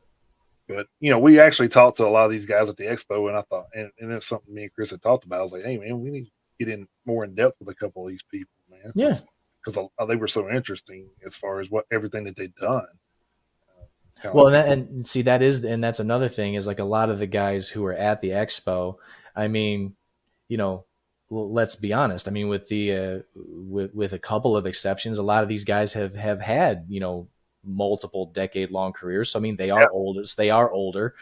So I mean, they've seen and done a lot more stuff. So I mean, to be able to have somebody who's got a career dating back 4 decades to be only to be able to basically get to know them for the first couple minutes, and then like I say 12 or 10 or 12 minutes later the interview's over. It's like that wasn't even remotely enough time to get to know somebody. I'd almost rather them make the interviews a little longer and then make you have less guests, if that makes any sense. I want to say it does. Like 30-minute windows with I would do 30-minute windows with 10 guests, and be done with it. I mean, that would be awesome to me. Yeah. But I guess with so many podcasts there, it's kind of hard to because it was a literal carousel. I mean, these guys were up and around and just. I almost think if they go too much bigger, they'll have to go to 2 days. I mean, they might. Then we may get 30 minutes. Maybe. Of course, the price may increase too because it will be on the building. So yeah, it probably would. All right, guys. Well, we're gonna bounce off of here, and hopefully you enjoyed that interview with Martin there. So, like I said, I apologize for a little bit of delays, a little bit of the issues from earlier, but hopefully we got that worked out. Like I say that every week, and then it goes good for like 4 weeks, and then we're back to square one. Yeah. So, we'll see. We'll see. So, like I said, if it gets too much crazier, we may have to look at other options. But yeah, we might. But yeah, thank you to everybody who came by in the chat tonight. Thank you to our usual suspects, Colby, Dana, and Victor. Thank you to Claudia, who is hopefully a new fan of the Metalheads Unite podcast. Thanks to our very special guest, Martin Motnik of Accept. Before we go, I want to remind everybody of our merch store, metalheadsuniteusa.com. Head on over there. And Jason's probably going to put up the little ticker that will show the link to the radio station, which is playing right this very second and will be playing 24 hours a day. If you want to put in a request for the radio station, go to metalheadsuniteusa@gmail.com and drop us a song request there. It will get added to the rotation. That is an absolute guarantee. If you send us a request, it will get put into rotation. No matter what genre of metal it is, doesn't matter. You want to hear it, we will put it in the rotation. I'm also working on trying to figure out a time frame to do a 2-hour segment at some point during the week for the new music. Do a live version of that. So yeah. So we'll see how that works out. But yep, so as far as our weekly playlists go, head on over to Spotify for all those. Those are over there. Follow us on our social media platforms on Instagram and on TikTok. Those are up, with the exception of the Facebook group, which is closed to members only. So if you want to join the Facebook group, come and send us a member request. We'll get you hooked up over there. But as far as the public social media platforms, our Instagram and our TikTok are the ones that are updated the most. Yeah. We don't really do much with our Twitter or X or whatever the fuck it's called now. We don't really have any. We don't really do much with that. They don't let us do anything video wise with nothing but like 30 seconds. So even when I do the Metalhead Minute, I can't even post the whole thing over there. So it's kind of pointless. So TikTok and Instagram are going to be our public social media platforms that you can interact with the easiest. Follow us on YouTube, follow us on Twitch, follow us on Rumble. A lot of ways you can reach us and a lot of ways you can follow us. And also, don't forget to check out the merch store at www.metalheadsuniteusa.com. Go there and check out the merch that we have there. Yep. So you can put a little couple bucks in our pocket when we can buy milk for our kids. I'm just kidding. Hell, I drink milk. I drink it too. I mean, milk for our cereal at this point. That's right. Yeah, yeah. I only drink the bestest of grist milks. Cambodian. Right. Cambodian, son. Cambodian. All right. Hope you guys enjoyed it. Again, we will. I will get this uploaded to Spotify tomorrow. If anybody's watching that didn't catch the whole thing and wants to catch the rest of it there, you can do it there. Or if you're watching this and decide you want to listen to it again later, there you go. That's right. Anyway, hope you guys have a great weekend, and we will see you back with our regularly scheduled program. Maybe we don't know yet, so you never know what we got. We still got hooks in the water, so we never know what we bite. So, yep. So until next week, we will see you guys then. Until then, keep those horns held high. Jump in that pit anytime you can. Have a great weekend, guys. Appreciate you.